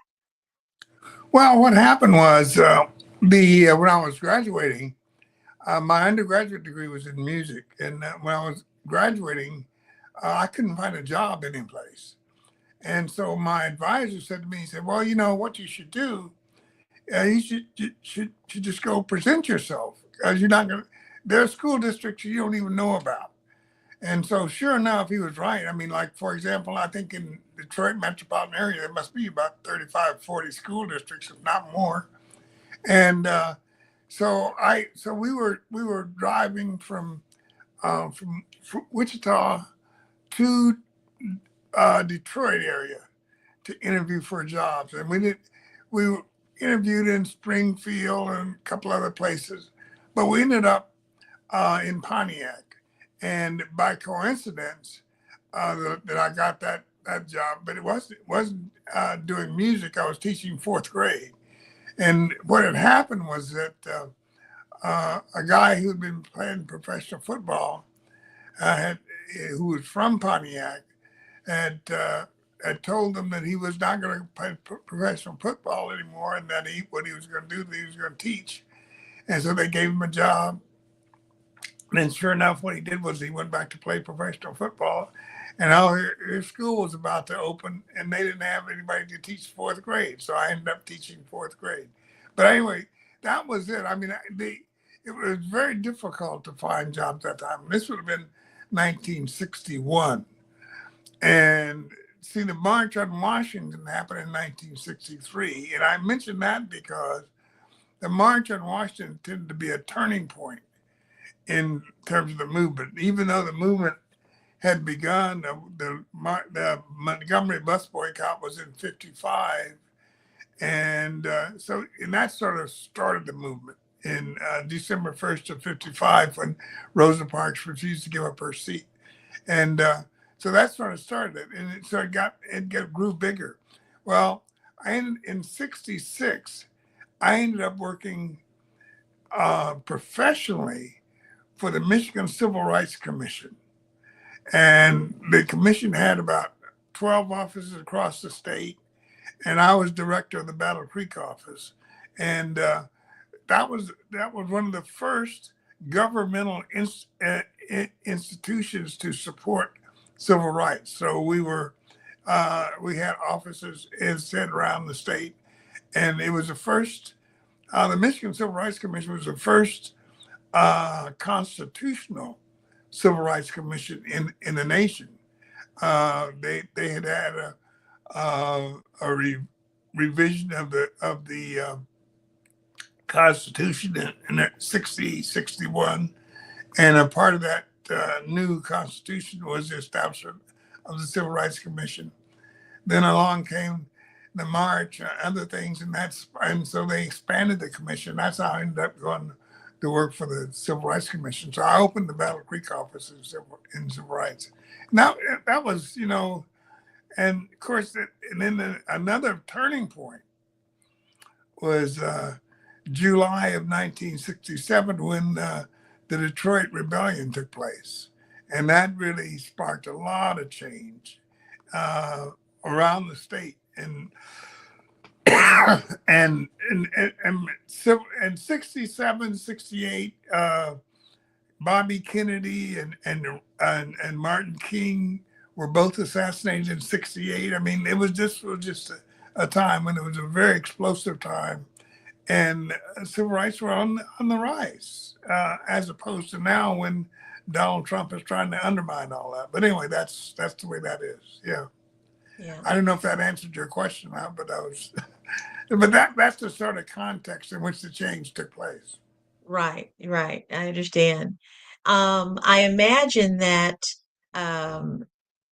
being in that first constitutional Civil Rights Commission, there was a lot of organizing and a lot of planning and strategy taking place. Would you agree with that? And what was that like? Well, I understand this. I mean, we were a the Civil Rights Commission was a governmental agency. And the thing that we could do best was to support, give some sort of governmental support to the movement that was taking place. And so, like, for example, in that year, right after King was assassinated, some junior high school kids, we're talking about 7th, 8th, and 9th graders, right, were protesting his assassination by wearing black armbands. And the principal of that junior high school decided that was inciting a riot. And what they did was expelled suspended a lot of the kids. And because of that, the people in Battle Creek, the black people in Battle Creek, protested this principal being that outrageous in terms of his punishment. So that ended up being a big thing. I mean, those are the kinds of things that were taking place all across the state. And our role as in the Civil Rights Commission was to give some interpretation to help encourage local officials for doing the right thing. Anyway, but that's sort of what happened in that case. In fact, I ended up being transferred from Battle Creek back to Detroit office because of that. Because what they did was, as I said, when they suspended those kids, I supported the community as opposed to the principal who kicked them out, and so that ended up being controversial. But anyway, that's sort of what happened in that case. So that's how you got to go back to Detroit. I did not know that. Right. That's what happened. That's what happened. Being a rebel in the civil rights office. That's true. Wow. That is true. That is true. Wow. We ended up moving to California to when you were getting your doctorate at Stanford. How did that expand your role as a civil rights leader and particularly in the field of education? How did that change things for you? Well, well, it did a couple of things. One is that I became not only an activist, I became more than that. I became a student of the movement of Black struggle. What happened is that after King was assassinated and Kennedy, King was assassinated on April 4th of 68. I think Bobby Kennedy's was June 5th of 68. And there was an urgency at that time to make some change. And so what happened is that a friend of mine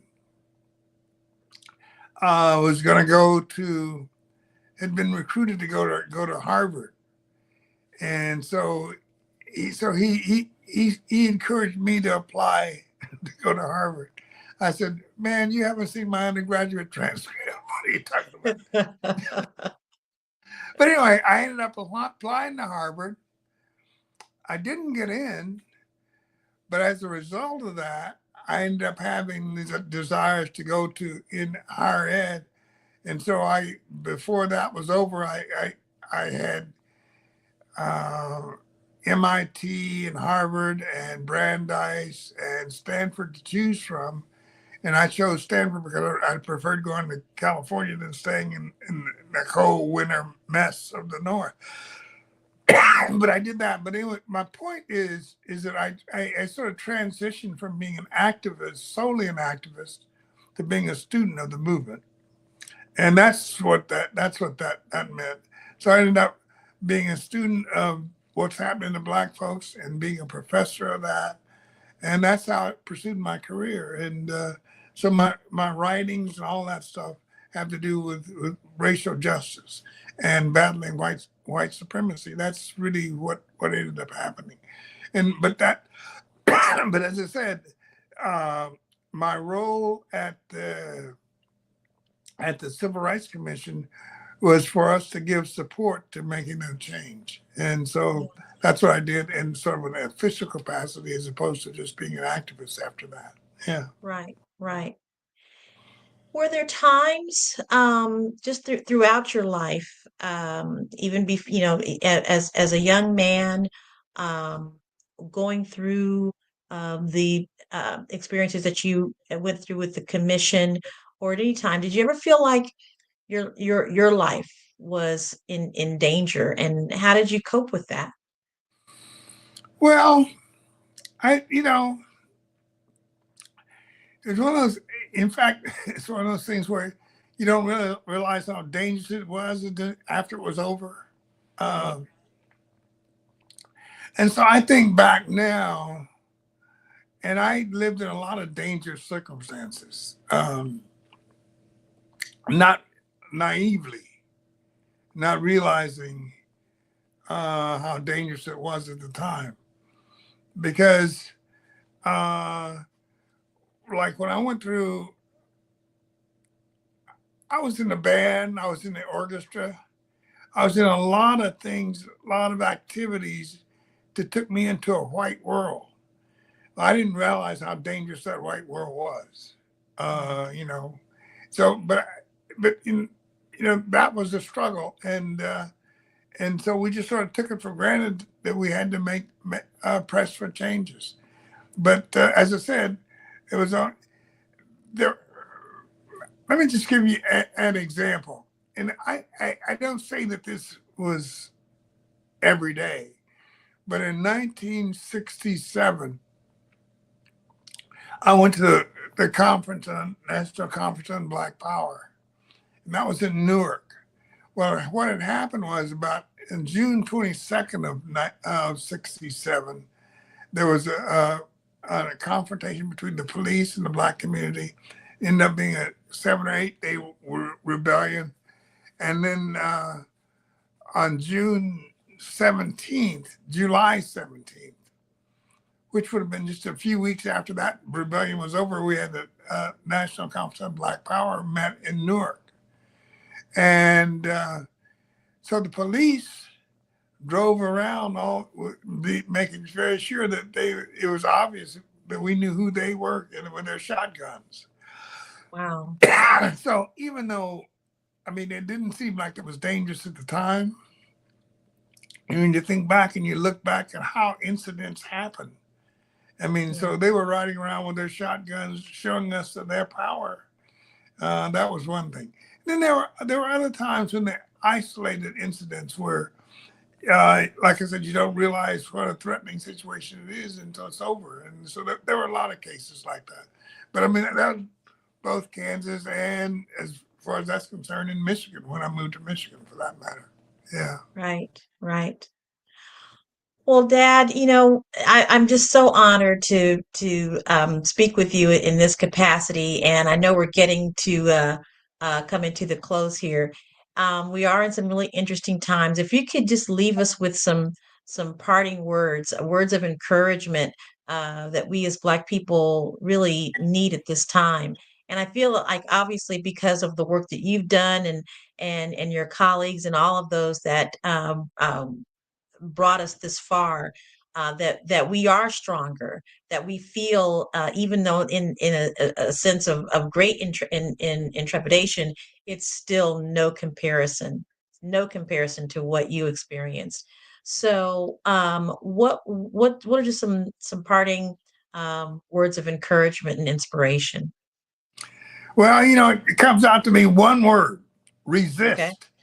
I mean, the fact is that we're approaching some very dangerous times. Sometimes I didn't think we would ever experience. I thought we were past this. And the only reason that Donald Trump is as powerful as he is because he's as ignorant as he is.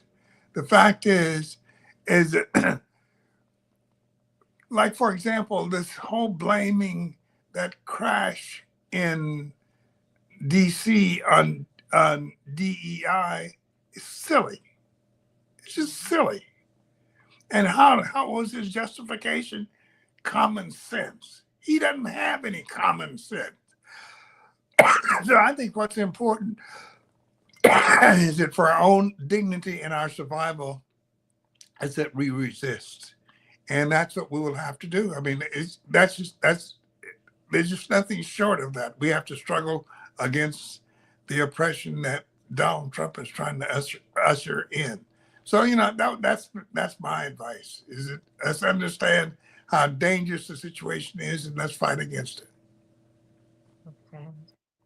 Well, Dad, I truly, truly, truly appreciate you. I appreciate you as my dad. I appreciate you as an educator.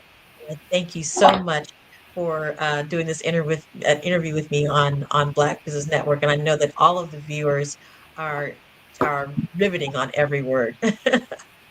Well, I appreciate it. I love you, and I appreciate what you're doing. I'm glad for this opportunity, and I wish Black Business Network all the best. Thank you. Thank you. Well, thank you, Bakika. It was a beautiful discussion between you and your father. I love the dynamics and the memory and the wisdom that was shared. Thank you for coming on. How can we get in contact with you? Absolutely. Thank you so much, Renee. Please send us an email at info@faveunitetv.com. That's info@faveunitetv.com. We also have a hotline where you can give us a call at 816-819-9939. And our Thank website you. is faveunitetv.com. Wonderful. Thank you. Genius is common, and I will see you on the other side. Thank you. You are in the right place at the right time. The Black Business Network opens again for its Black Business Olympics, a 24/7 broadcast on business, strategies, global branding, social media marketing, finance, advertisement, and much, much more. Featuring the top, most powerful entrepreneurs and speakers and thought leaders from all around the world as they gather together for this phenomenal event. Join the Black Business Network streaming live into the metaverse, STEM City USA, Black Multiverse, Pod TV, Roku, Hulu, iHeartRadio, Apple TV, YouTube, TikTok, Instagram, Google Podcasts, Facebook, LinkedIn, IBM TV, Spotify, and Twitch. Tune in today and be a part of this amazing movement. The Black Business Olympics welcomes you.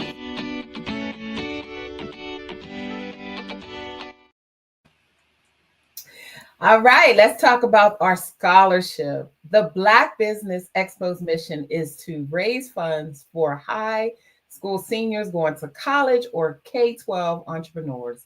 This expo is a fundraiser for students who may go to www.blackbusinessexpousa.com to donate to the scholarship fund or to use the Cash App that's on the screen below. And it's $BBX USA. That is $BBX USA. Our goal is to give laptops and up to $5,000 to 10 students. Students can register online at www.blackbusinessexpousa.com. Every dollar counts. So we want to remind you to donate to the scholarship fund. And we always want to thank our Black Business Expo USA sponsors. That's NC 100, Suede Soul, Carolina, Virginia, Minority Supplier Development Council, Step Management, Margie McLean Foundation, Inc., Genius is Common, Executive Women Success Institute, the Quality Coaching Company, Superwoman Business Services, Creative Force Studios, Lee Entertainment, Black Business Olympics, Artistic App Design, Banks Law Firm, Black Business Expo USA. Genius is common, and I'll see you on the other side.